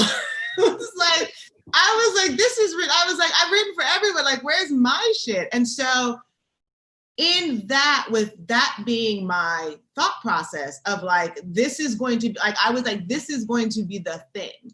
And so I wanted to come up with something interesting that I think hadn't been talked about a lot. And what I found was this kind of weird space my mother had been in, because she took care of my grandmother for like 20 years, up until she died at 101. And like when my grandma died, she was just like a mess. Like that, it was like getting a divorce or losing, like that had been her person for 20 years. It was just the two of them. So she had to redefine herself. And I thought that was interesting to do an older woman redefining herself that had nothing to do with a man or a relationship. And so this is really filled with women defining themselves. And the way I pitched it was like, and none of them are, thinking about marriage and kids. And I just felt like so many times we get really interesting male characters, and it's like they're trying to figure out where they fit in the world, they're trying to get something. And women are just usually like, I'm a wife, I'm the mean girl, or like, it just, yeah. So I just really wanted to show interesting women doing something a little different. And so when you were crafting because this show has a supporting cast of an ensemble of women, how did you triangulate them? How did you polarize them? What was that process? I mean, that process was creating 4 women that were very different, but have real problems that I think everyone has had in their life. So one of the girls has kind of this high, she just is like on a tightrope all the time. And she thinks it's just because she's not good at making decisions or whatnot, but really she has clinical anxiety and depression. And I wanted to talk about that in a way that just showed regular people dealing with mental health, but not like this really like out there mental health. But the mental health probably all of us have, especially as Black women, is like we have a level of anxiety and a level of depression. So that's one character where I really wanted to dive into that. The other one is her mother wants her to be, get married and have kids, and she's Muslim. She's from Dubai, and she is more like, she's not gay, but she's like, I don't want to get married. I want to have sex, and I want to work hard, and I want to make $1 million, and then the other one has, one is just angry, and I find that I meet those people that I'm just like, why are you so angry? And she's a white woman. And if we've learned nothing else, it's these Karens are angry and we don't know why. I don't know, why is Karen so mad? Well, I don't understand, so angry. And so she's that. It's like she should have had it all, she's blonde, whatever, but nothing worked out for her. She's angry. And then the other one is just that cool girl that you want to be around. So I just really wanted to give each of them their own ideology of how they navigate the world. And so just like you were talking about polarizing, it's just like when each of these women walk into the room, they all behave differently. Mm-hmm. Yeah, I think that's really great. I think, it's back to the things, what I said about like how they should have like 3 rules they live by, right? And like, if it's not 3 rules, it's like, what's your ideology? What are the things that you believe in? Mhm. And for you, like when the first thing, like this is I'm getting to like the minutia here. So when you're about to start to like write a pilot, what's the first thing, like, or pitch a pilot, or what's the first thing you do? For me is character and then the world. So I'll talk about a pilot that I did a long time ago. That was about a 1940s juke joint. So, and that's the first time that I knew the world before I knew the character, because I think blues musicians it's like our mythology. It's very similar to Greek mythology. People were elusive, they came in and out. It's like all these great histories. And so that was the one time where I was like, ooh, this is what I want to write about. And I want to tell a different story other than the one that had always been told, which is the guitar player goes to the crossroads and the devil makes him the best guitar player. And so I wanted to put a woman with him because, I just put women everywhere I can. And like, so if he became the best guitar player, what if there was a woman by his side, and like, what would that have been like? And so in that, I wanted to create a woman who was heartbroken and a mess in her own right, but had this skill of being able to sing and dance and whatnot. So then and then you build the character. So that is the time.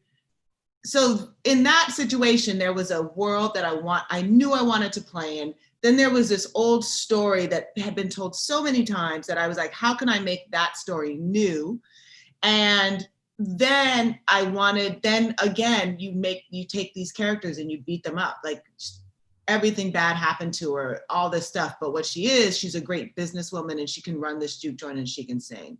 And she's not afraid of death because she's seen it. So yeah, so it's creating characters, but sometimes with like this one, Diane, that also was a situation of an older woman talking to younger women that I wanted to do. And those were kind of what I built around. So I want to do this thing.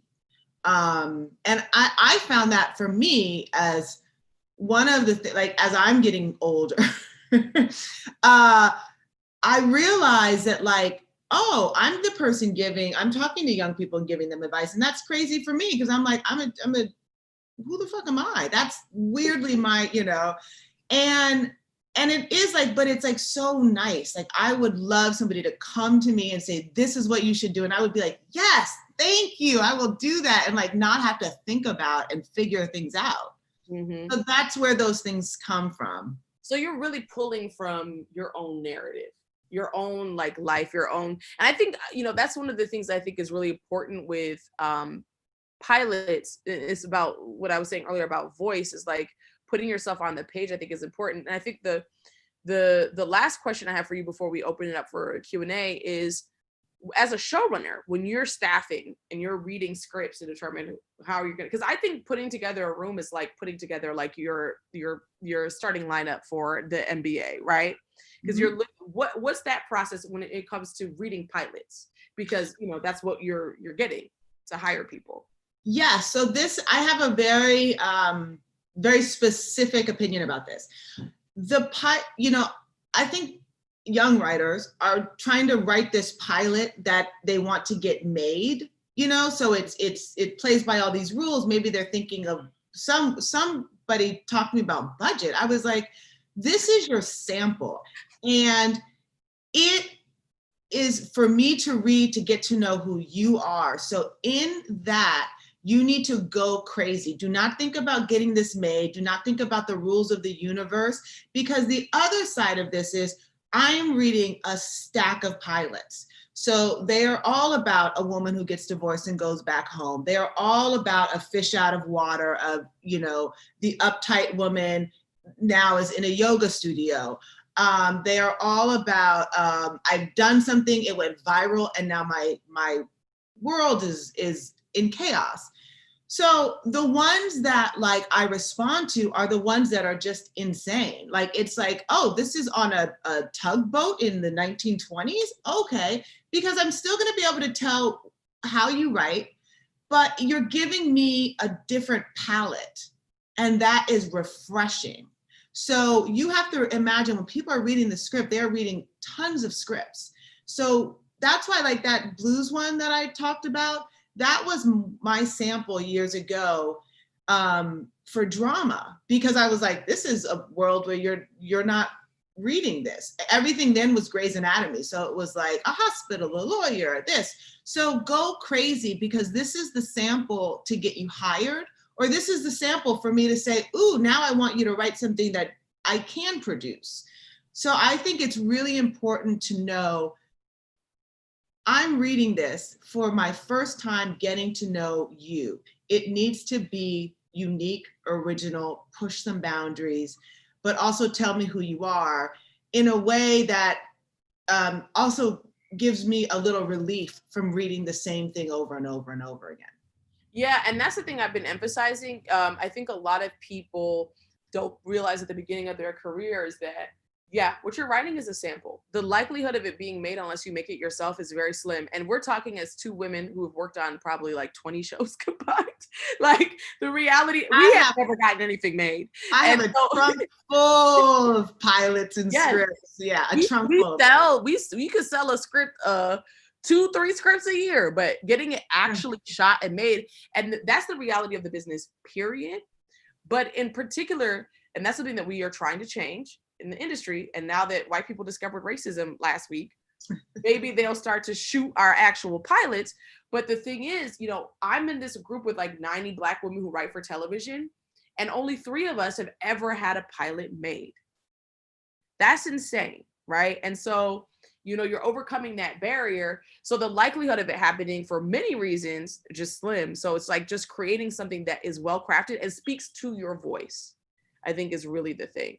All right, so we can, let's open it up for some questions. All right, cool. So guys, as I typed in the chat, make sure you click on the participants icon at the bottom of your Zoom window, and then click on raise hand. I have to give priority to the Zoom folks, but YouTube, I got you. I'll try to get whatever I can. Okay, so we'll go with Jasmine first. Hi, thank you, Black Home Space. Thank you, Rochée. Thank you, Aeysha. My question is, apart from your own personal experiences, when it is time to do research, what are some of your strategies and processes like for that? So research for me, going back to that blues one I'm talking about, that I did a lot of research. So that what I did was I read everything I could about the blues. I watched every movie about the blues, and anything written about that time frame. And then I read books about that. So anything you really want to write about, there's been somebody else has written about it. I mean, it's just what it is. So I look at everything. I just got hired to write a movie that's about a road trip.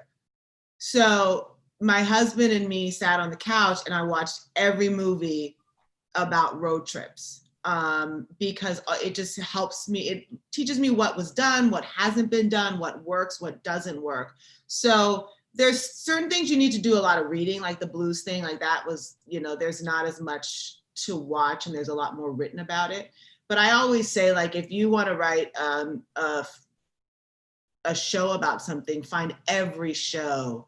I wrote a pilot about a hedge fund once, and I found a show about a hedge fund from Canadian TV, and like, you know, you watch it, see what works, see what doesn't. I am in the same boat. I do the same thing. Every project I work on, I literally have somebody who like assists me on occasion, and I'll be like, can you literally go through and make a list of every movie in this category? Sometimes I'll limit it into like years, like the past 5 years, 10 years, and I'll watch it. Sometimes I'll also read scripts because I think scripts are different from watching movies. I like to see how certain movies are crafted because I also look at scripts as sales documents. So I'm like, how did this person set this movie up, right? On the page. So I love to do that, but also like I think some shows and ideas, like your blues idea, Aeysha, requires actual research. And honestly, I don't have time to do that. So I'll pay someone to do research and like compile like a report or something and just give me a bunch of files so I can look at what is important. But I think I think the beautiful thing is, you know what I'm happy about? Google.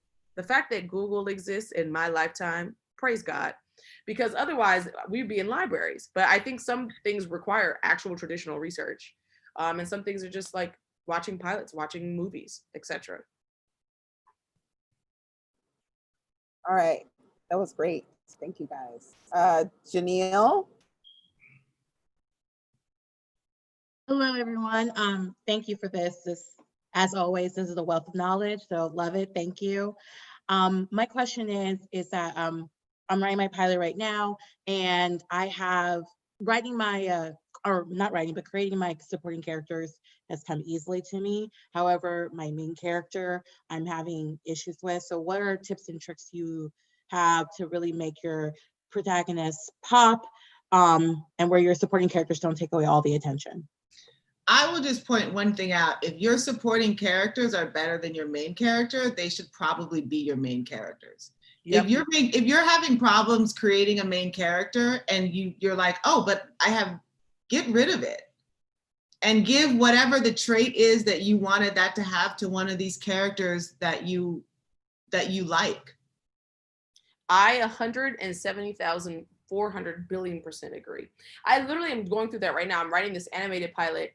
And I have a writer's group, which I also recommend. I will be in a writer's group till the day that I die. And every time I'm breaking the beats for my pilot, everybody's like, but the other character is way more interesting. And I was like, ugh. So then I went back and I was like, well, maybe this is my lead. Like, you know, why am I resisting? If this character is more interesting, then maybe it's my lead. And if not, as Aeysha said, I could just take some of those characteristics, the things that make this character more interesting, and just give it to my main character. Yeah, and I will also say, if you're fighting to write something, or fighting to write a character, then that will always come through on the page. So write the ones you love, like that, it always comes through.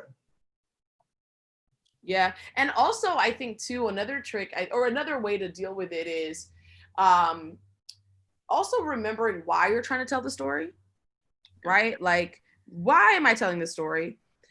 Because it can also help you to understand what point of view is best services your why, right? Mm-hmm. I don't know if that makes sense, but it's like, if the story is about like someone who feels invisible finally being seen, right? That's what, and the reason why you want to tell that story is because that's something that is important to you or whatever. Then I think being able to center that and understand that, you can craft a main character that better services your why. And sometimes the problem is that you're not exactly sure what your story is about. So sometimes what end up happening is like your main character gets lost because the show itself isn't clear.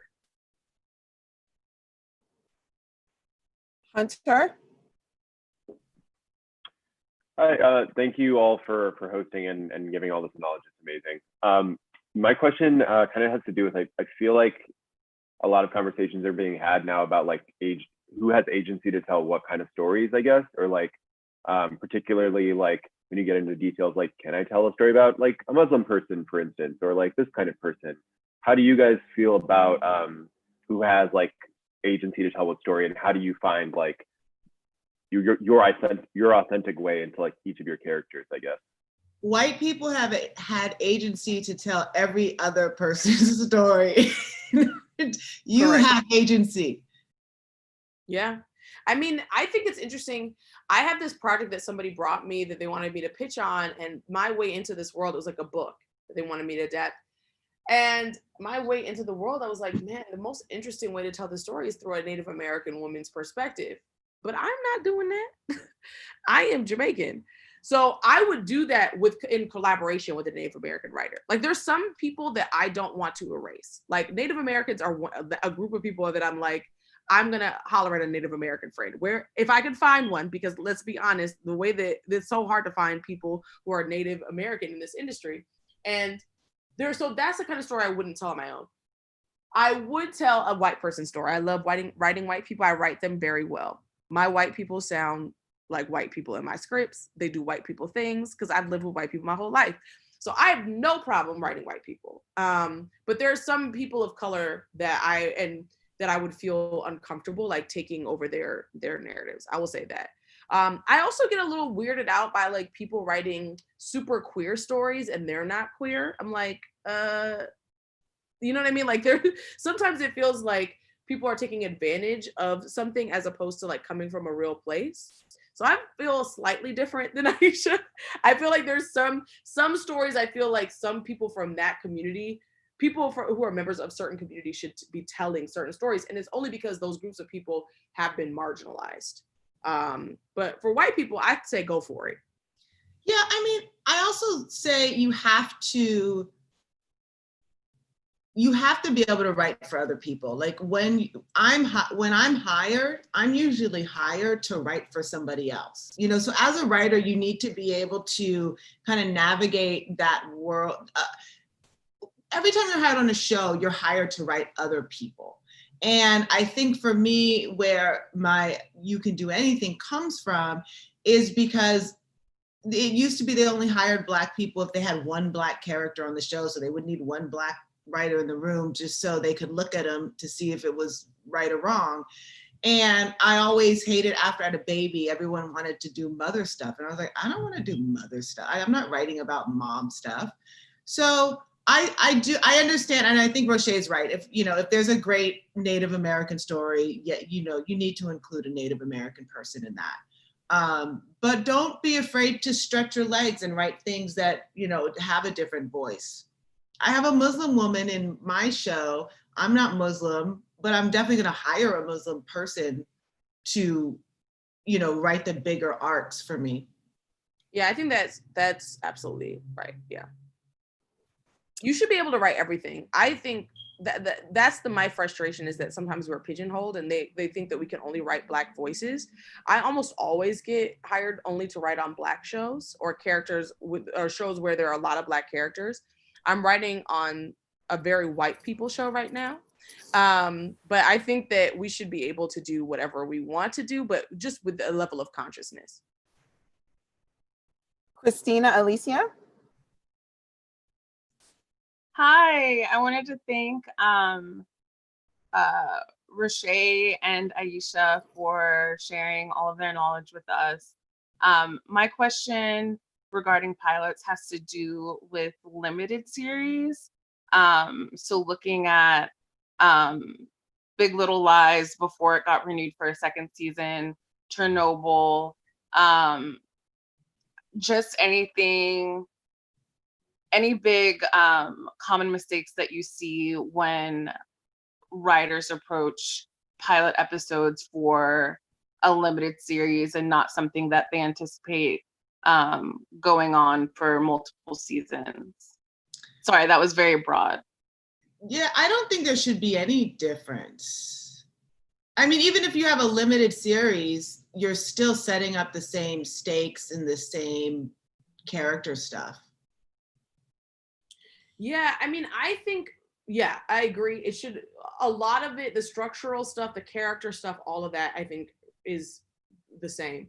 I will say though, that if you're not an established writer, writing a limited series pilot is a risky move because, that sometimes, I don't really know of instances where that happens, but I think people are generally looking for a show where when they're reading a pilot, if they're hiring you, or if they're trying to represent you, where it feels like the story has a story engine that could go for a while. But that said, I think if it's well done and well crafted, I don't think it really makes a difference, right? But I think in an ideal world, you'd want to write something that feels like it could go on forever. But yeah, specifically with your project, is it something that could go on forever, or is it like a true story or something like that? It's a true story.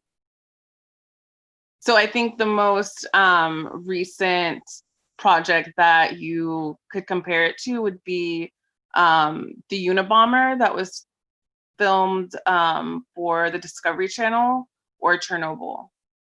That's interesting. Yeah, but I don't think that, I think all the same rules apply. Yeah. What do you think is different about, what do you think you wouldn't want to do in that, or what would you want to do in your pilot that would make it different? I'm struggling to find differences. I just wasn't sure if y'all had anything that you wanted to speak to that would be different. No, I think it should be the same. Okay. Okay, thank you very much. I appreciate it.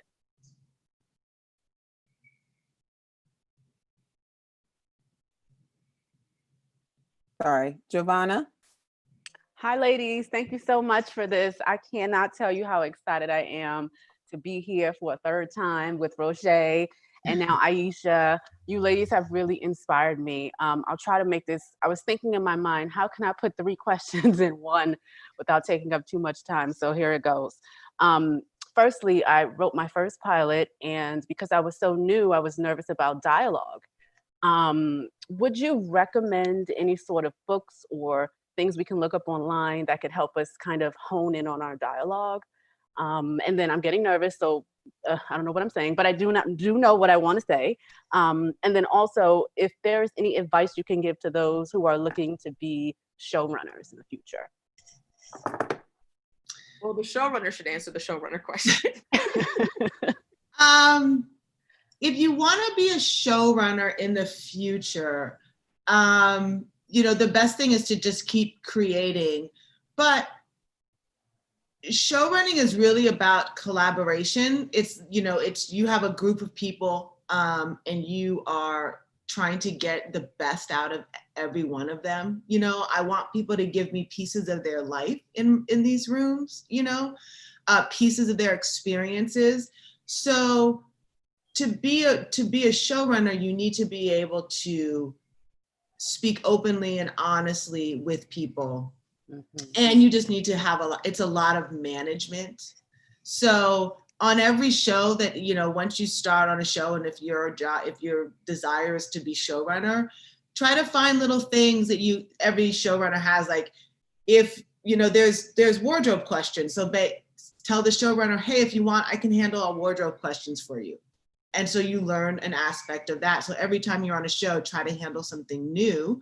And so you'll understand all the ways, the management of it all. Yeah, show running. Whew, I don't want to do it. It's not for everybody. It is rich, but tired. It's a lot of work.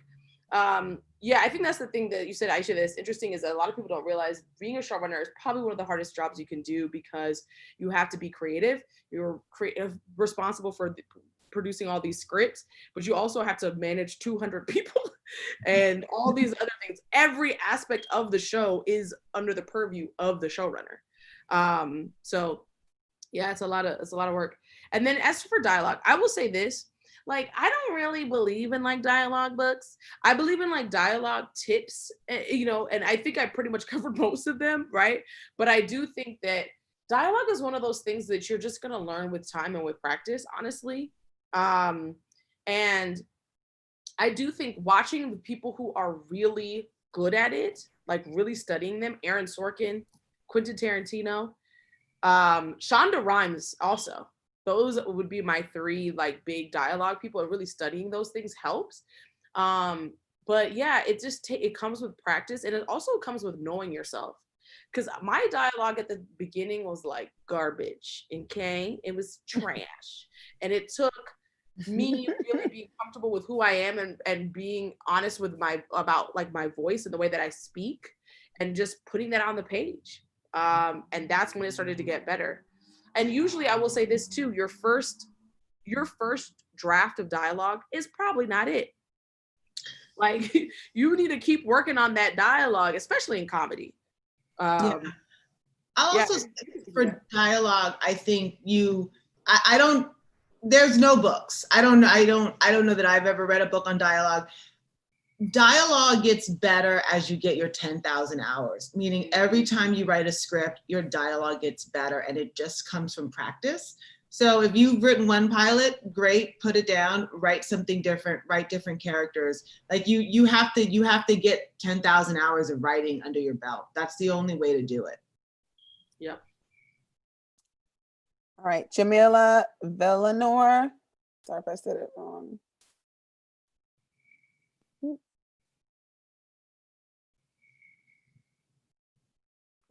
Hi, can you hear me? Yeah. Okay, cool. Thank you so much again for these are amazing.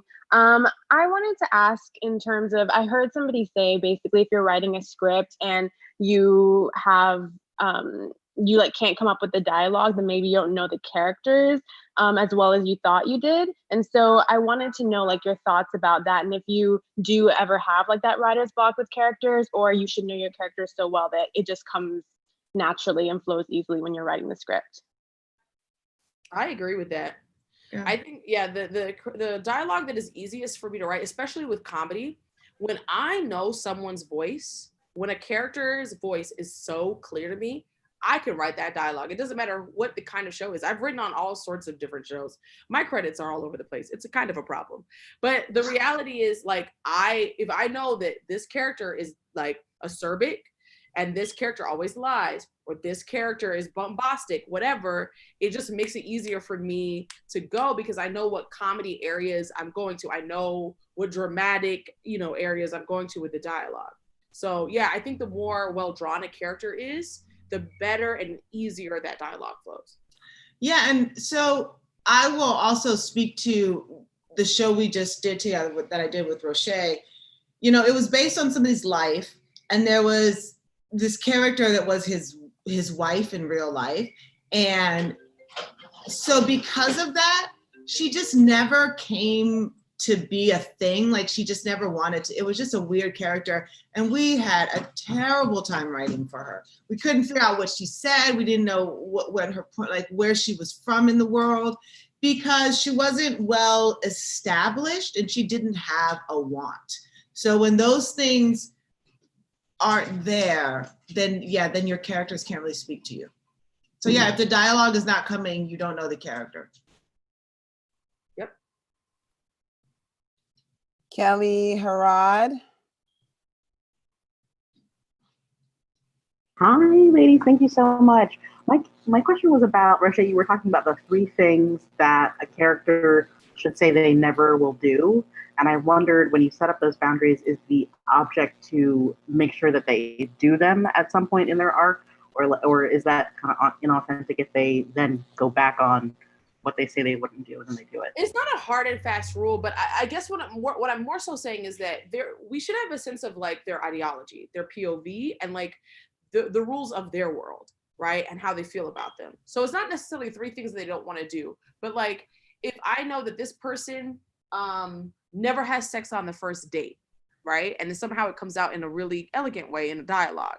And then by the end of the first season, they have sex on the first date, then that has significance because we've established their worldview, we established a boundary. Now they've done something they've never done before, right? Or if the person, in addition to that, it's not just what they won't do, it's what they believe. So if they believe that you should always be honest, you should always tell the truth, and then at the end of the first season, they lie for the first time, it gives you a sense of their boundaries and who they are, but they don't always have to break those rules. That could just be who they are for the whole duration of the show. It's just helping to color who that person is. And again, it's like to create that well-drawn character where I'm like, oh, I know this person always tells the truth. So when I'm writing that dialogue and somebody asks them a tough question, they always tell the truth. So there you go. You know what I mean? So that's what I mean more by that. Taryn.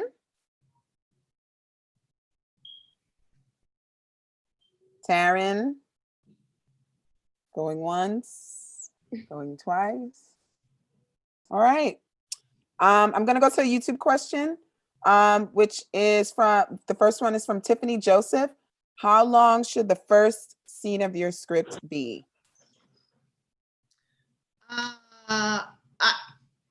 You know, what you should do is you should start looking through a lot of pilots that got picked up. What you will find, I think, is that first scene is usually very short. It's short and it's punchy. And that gets somebody going. So you're trying to get the big information across with the least amount of pages. So usually they're short. Something dramatic happens. Yep. I think that in television, I would, for half hours, I would say a page to a page and a half. And I would say in dramas, 2 to 3 pages max. All right. Short. Gonna go with, whoa, my computer's spazzing. Okay, Janelle Allen. Hello again. Second question. This is more of a genre question. And sorry, I'm trying to like phrase my question like in my head. There's so many thoughts jumbling. I found a really interesting character that was a real life person, but they were a freed slave back in the 1860s. And I've been told by multiple people that Black people are just done with slave movies, slave TV shows, like they're just done with it. So do you think there is still room for that genre, or it's just like, might as well just find something else? White people love it. They love I know, and that's what they love slavery. They do. They really do.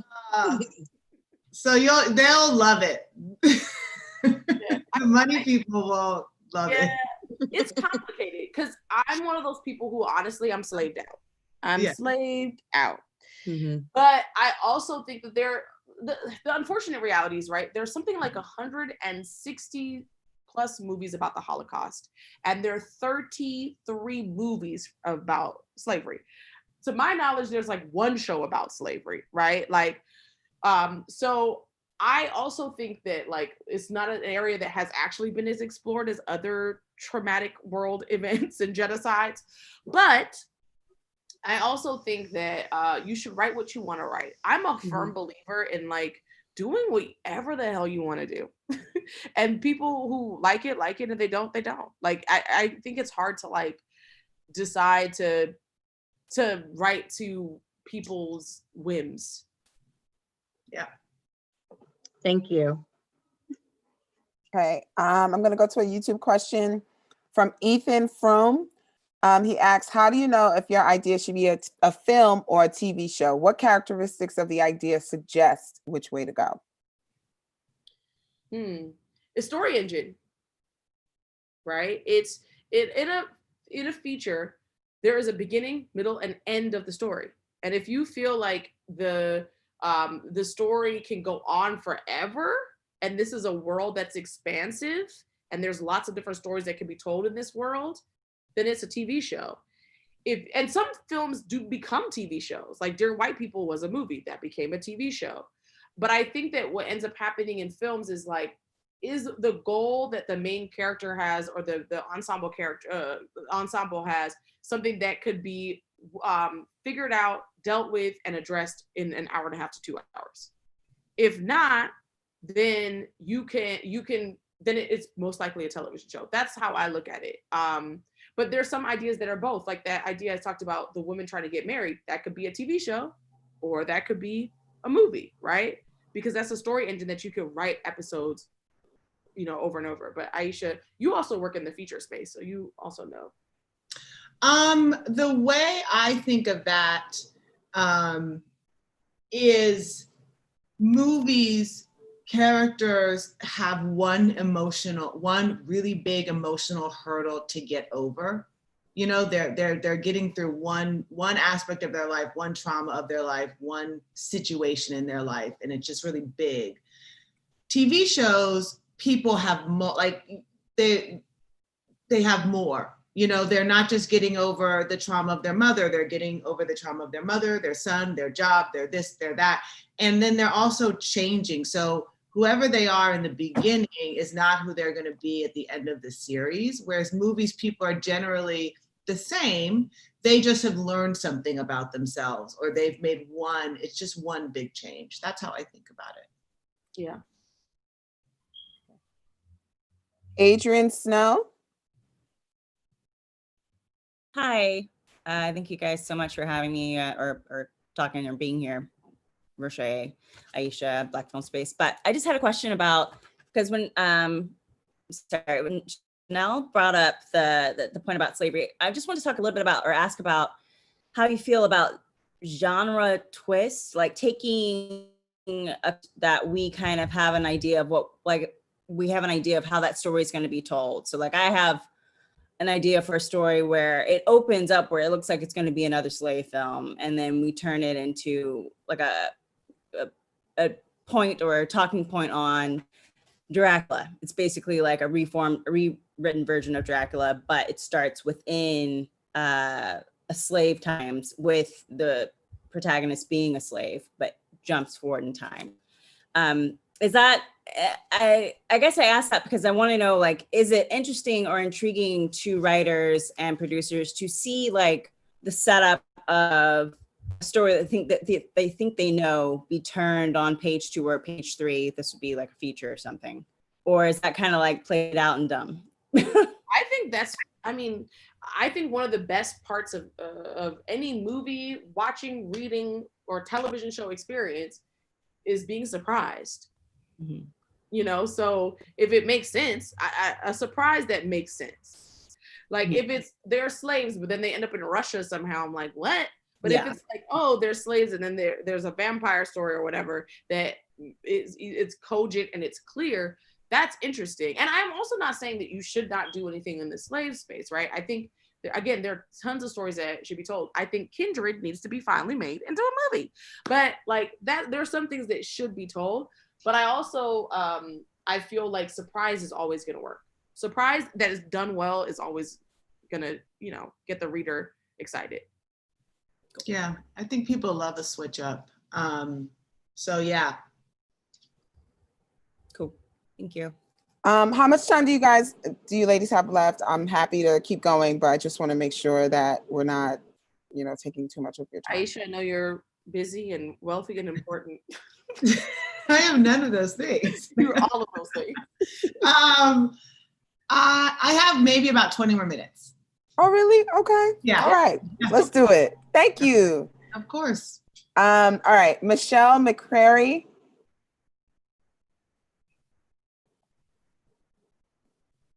Michelle. Hi. Okay.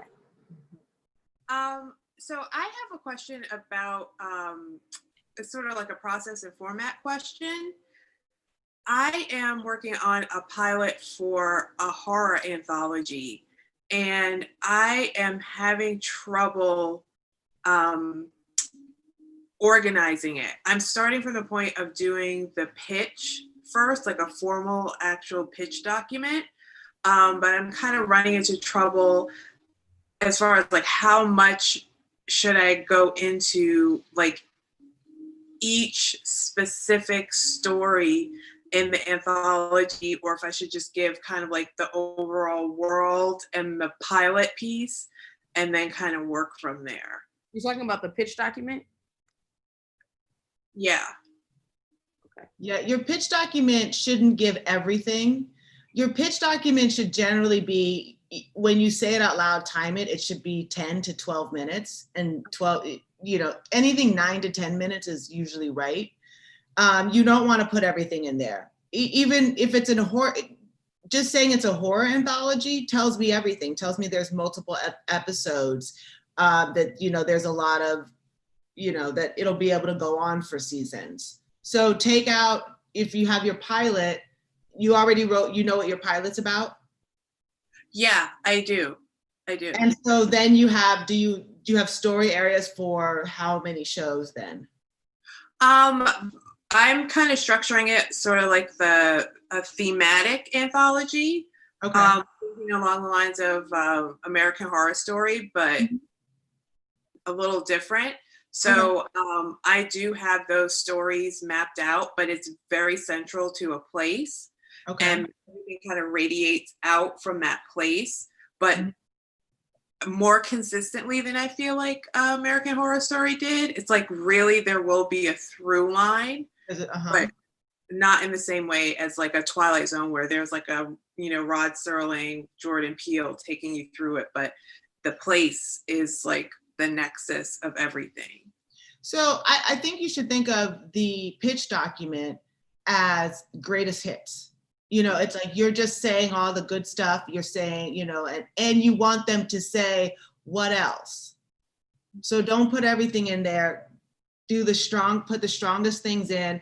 And when they say what else, you know it and you can talk about it. Okay. Yep, greatest hits. You don't want to go. I think the more sometimes is could run you into a little bit of trouble because then people could pick it apart. Yeah. So you want to be clear and cogent and know what you're talking about and keep it interesting and also give you the highlight reel, right? So like 3 episodes. You don't necessarily have to say every single episode and what it's going to be. It's snippets. You know how like when a DJ, they don't play the whole song. They just play the one great part of the song and then they go to the next one and the crowd goes crazy. Like that's snippets. Yeah. Yep. Okay, I'm gonna go out of order on YouTube just to help guys out. So this is from Johanna Baez. She says, I'm pitching an animated sci-fi series to Netflix. Super nervous. Send me good vibes. Woo. Can I talk about the marketing audience engagement ideas I have during the pitch or nah? I don't want to step on any toes. Yeah, like should she stay in her lane or? No, it doesn't. That comes later. Like if it's central to a story, but when you go in, you are just pitching the story. That should be the main thing that sells. Yeah, 100,400 billion% agree. All right, very concise. Junita?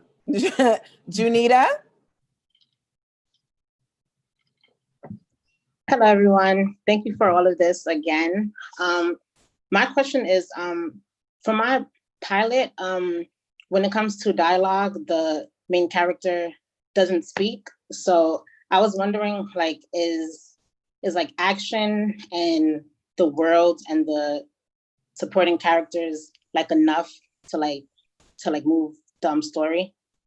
Are they like deaf, like they're incapable of speaking? Well, she has a speech impediment and an anxiety disorder, but like by the end, her goal is to speak. So like I don't want her to like speak too much in the beginning, but like I don't know if that's enough. What tool do you have to get what's in her head out? Does she write something? Is there voiceover? Is there like, how do we know what's in her head?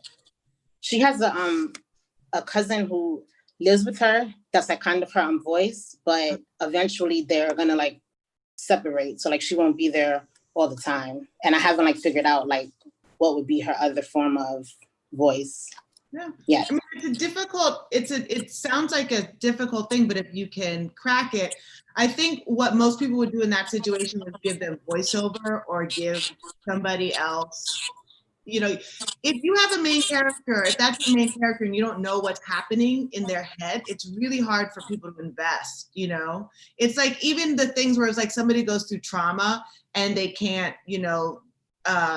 can't talk or do anything. Who was it, Helen Keller, whatever? But it's really about the person that's teaching them how to talk, right? So that's who we're following. That's the Helen Keller thing. Her problem is her problem. It's about how the woman taught her. So I would look at that because it's, you have to, that's how you invest in characters. Yeah, I agree. And I think, voiceover might be a way for you to keep that character interesting and like not like feel like we don't know what's going on with her internal life. Mm-hmm. Because again, I think we need to know what she's feeling and thinking for her to be the main character. Okay, so this is from YouTube, from Concepcion de Leon. She wants to know, if you're writing a bilingual pilot, should you translate the non-English dialogue? Yes. Yes. And you should just have to know what it says. Just in parenthetical, or actually put a note at the top with an asterisk that says all dialogue, that is in blah, blah, blah, like Spanish, whatever it is. Or if it's just some of it is in a certain language, you can just put in parenthetical in Creole, in French, whatever. Yeah. Because, yeah, most people are not going to know. And it also takes up too much space for you to do both. Yeah. One other thing, but if like they're just saying a Spanish colloquialism within an English sentence, and you can infer what it's like, don't touch my cojones or whatever, like the reader will get what that one word means. So you don't have to do that one word. Yeah. Okay, so this is from Kim Rose on YouTube. She wants to know, the sample pages you shared, Rochée, have so much white space. How do you know your style and description and dialogue how do you show your style and description and dialogue while balancing brevity and keeping your pilot tight? Woo, boy. Cut all the prose out of your stage direction. Your stage direction should not be prosy. Your characters speak and where they're going. But it's like, whenever somebody writes like some like her fashion from her, she got it from her mom, and it's like she can layer 3 dresses over and it all looks good when she walks. It's like, no, cut it all. That's a Toni Morrison novel. And we love Toni, may she rest in peace. But I think that we have to understand like what this is. And look, I also have scripts where I have a little bit more of that, and that's usually film. Film, I think you can play a little bit more with like world building, right? But television should have a certain level of brevity. And at first, when I started off, it was like I was giving you, and when she woke up that morning, she felt like she needed honey in her tea. Like, it was too much. I think you just need to get to it. Let's get to the juice. That's like, get to the juice. How do we simplify it, right? And then also, like, again, you're building out the room in their apartment. A production designer is going to do that. You could just say a sparse apartment. You don't have to say a sparse apartment with nothing, just like her life, like all this other stuff. Like, you don't need to build out a lot of the things that are going to be somebody else's job. You can hint to what you want it to be, but somebody else is going to come in and help to build that out. All right. What was the question? Oh, sorry. Okay. Renee Valentine, what mistake do you see even the most experienced writers making in their pilots? Ooh, viral videos. Don't write about viral videos. Yeah. I actually see a lot of mistakes. I mean, I make them too. That's why I'm like, let me talk about my pilots. What do I do wrong? I do see a lot of pilots where I don't know what's going on. I'm like, where are we going? Why are we here? What is this person doing? I think that, pilots that have a clear and coherent like thrust, this is where we're going, this is what the person wants, it's so much easier to read and to get into. So that's what I would say, is like not having a sense of like structure or where we're going. And even experienced writers, I think sometimes will do that because we're tired. Okay. So if you're writing a comedy pilot, should you be keeping count on how many jokes you have per page? No, that's an old rule, I think, of sitcom writing. That was much more when you had really broad, so it was like 3 jokes a page or whatever. It doesn't, no one's counting those anymore. That's not, and that was usually, and to get 3 jokes on a page, you usually had to force the dialogue and make things, it's very kind of old school. Yeah, Aeysha is definitely right. I do know that the show I'm working on now is a hard comedy animation, and there are a lot of jokes. Every line is a joke, and that is different. Like when it's hard comedy, you're kind of aiming for a joke in every line. So, but I wouldn't say there's a count, right? I don't think you need to count it, but like in hard comedy, you are aiming to make everything a joke. And dramedies are different, but I wouldn't necessarily say you need to count how many jokes you have. You can, with dramedies, you can chill a little bit. People can just say words without it being funny. All right. Louis Lemon wants to know, what do you do when you want to write, but you feel like you have no ideas? I mean, yeah, you gotta have ideas. I don't know. Yeah, you know, if you have to find ideas anywhere. Look at your life. I'm sure something had happened in your life, something happened in your mother's life. You know, watch a movie, you know, take a piece out of history and write about that. But yeah. I will say, you know, like, I don't know if this is a question about writer's block or not. I don't believe in writer's block. I think writer's block is really just, you need to go to a therapist, which is my life stories. Like, when I'm not writing, it's like, where's my therapist? Because there's clearly something going on in my life that's preventing me from participating in this craft. However, I also think, like, part of what we do as working writers, like, you have to generate ideas. It's like, that is the job.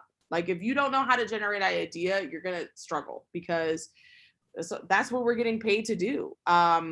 So yeah, and then if you're having a period in your life where it's more difficult, I'm really serious. Like, talk to somebody, go for a walks, like, journal.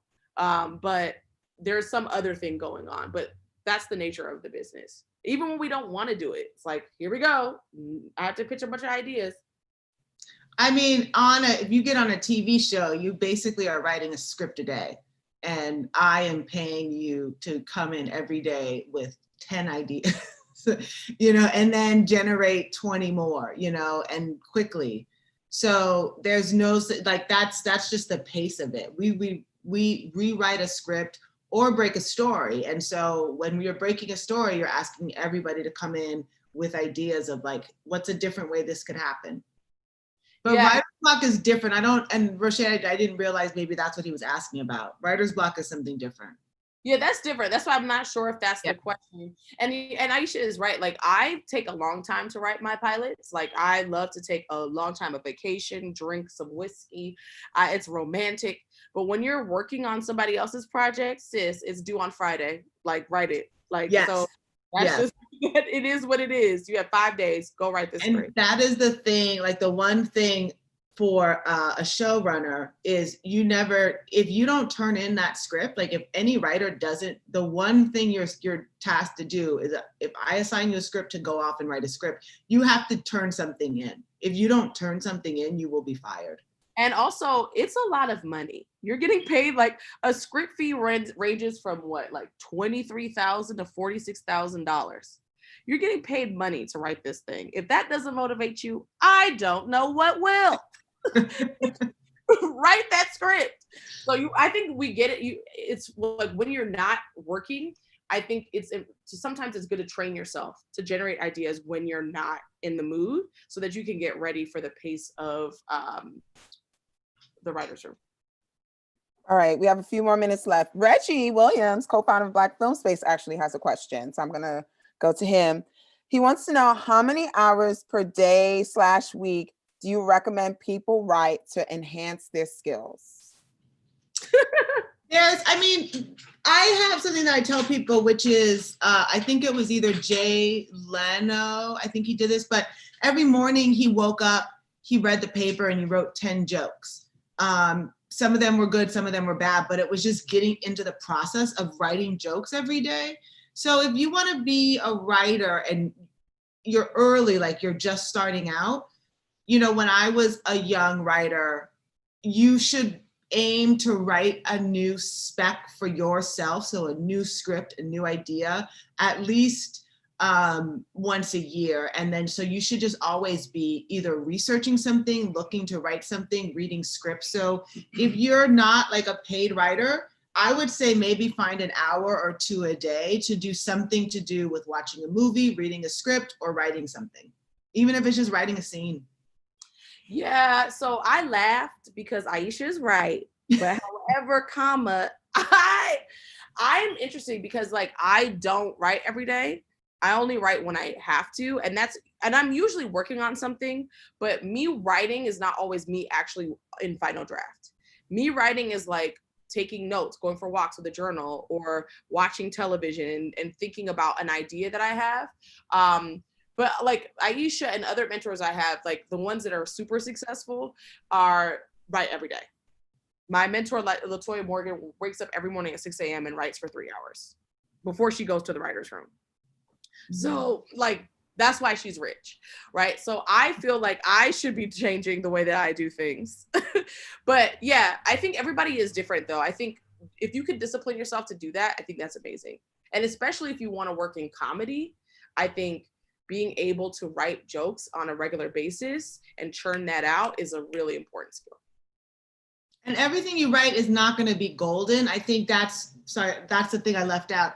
You know, when you're getting those 10,000 hours in, and I truly believe in the 10,000 hours theory, it's more about the quantity, not the quality. So not everybody's seeing this, not everybody's reading this. So if you write something and it's terrible, fine. Or like what Jay Leno said about those jokes is like, usually these 10 jokes are terrible. I wouldn't show them to anybody. Maybe one will have something in it that I'll take to the room. So it's not about writing, you know, the perfect thing. It's just about the consistency of writing and realizing every time you write something, you get a little better. You learn a little something more. Yeah, and I recommend like a practical tip if you're doing comedy in particular. Like I, at one point, did stand up and I used to do packets for late night shows and stuff. Have a notebook, just like that's just your comedy notebook, like where you just write little jokes that you come up with and think throughout the day, or on your phone. I also keep ideas for anything, just like on my phone notes app, just like, you know, keeping that up. All right, Aeysha and Rochée, this is amazing. Thank you both so much. We're going to do some announcements before we all enjoy the rest of our weekends. I'm going to hop off. Bye. Thank you, Rochée. Thank you, Aeysha. Have a great day. You too. Take care. Bye. So there's one more part to this series on Saturday, July 11th, not on July 4th or 5th. Tickets are on, 4th, sorry. Tickets are on sale right now on our website. And again, the first 30 people who donate at least $10 will have access to the Zoom. Make sure you check your spam folder for our email. So stand by for more details on that as well. We're also partnering with the Upside Film Festival for a simulated writer's room starting in July on Sunday, July 5th. All tickets for the Zoom writer's room are sold out, but like today, you can also participate in this event by watching the writer's room live on YouTube. So you can contact us for more details on that or register via Eventbrite. We also have screenwriting workshops every Thursday and Sunday, Thursdays at 7 p.m. Eastern Time, on Sundays at 3 p.m. Eastern Time. Subscribe to our YouTube channel. We're looking for subscribers. Thank you guys for getting us to 100. Our social media, IG, Facebook, Twitter, all at Black Film Space. We also have a private Facebook group and a Google group. So if you want to join the Google group, email us at info@blackfilmspace.com. We also have podcasts on Apple Podcasts and Spotify. We release an episode on every Monday. We're currently in season 2. And also for those of you that were interested in the Filmmaker Fund that we did in partnership with Black Film, the deadline has passed. It was yesterday. And thank you to everyone that applied. We will get back to you about who won. And that's it. Bye, y'all. All right. Bye. Bye.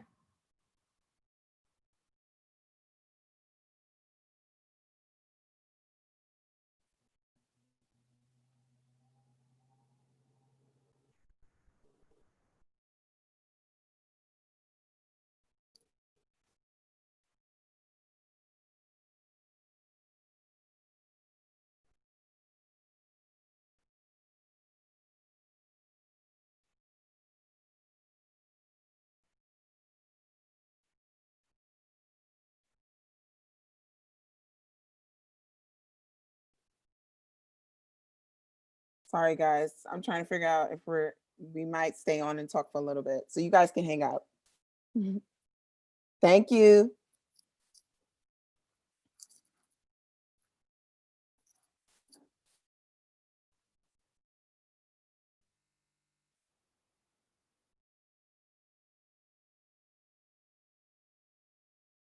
Reggie? Hello? Oh, yeah. We're also on. All right. Bye, y'all. Bye, YouTube.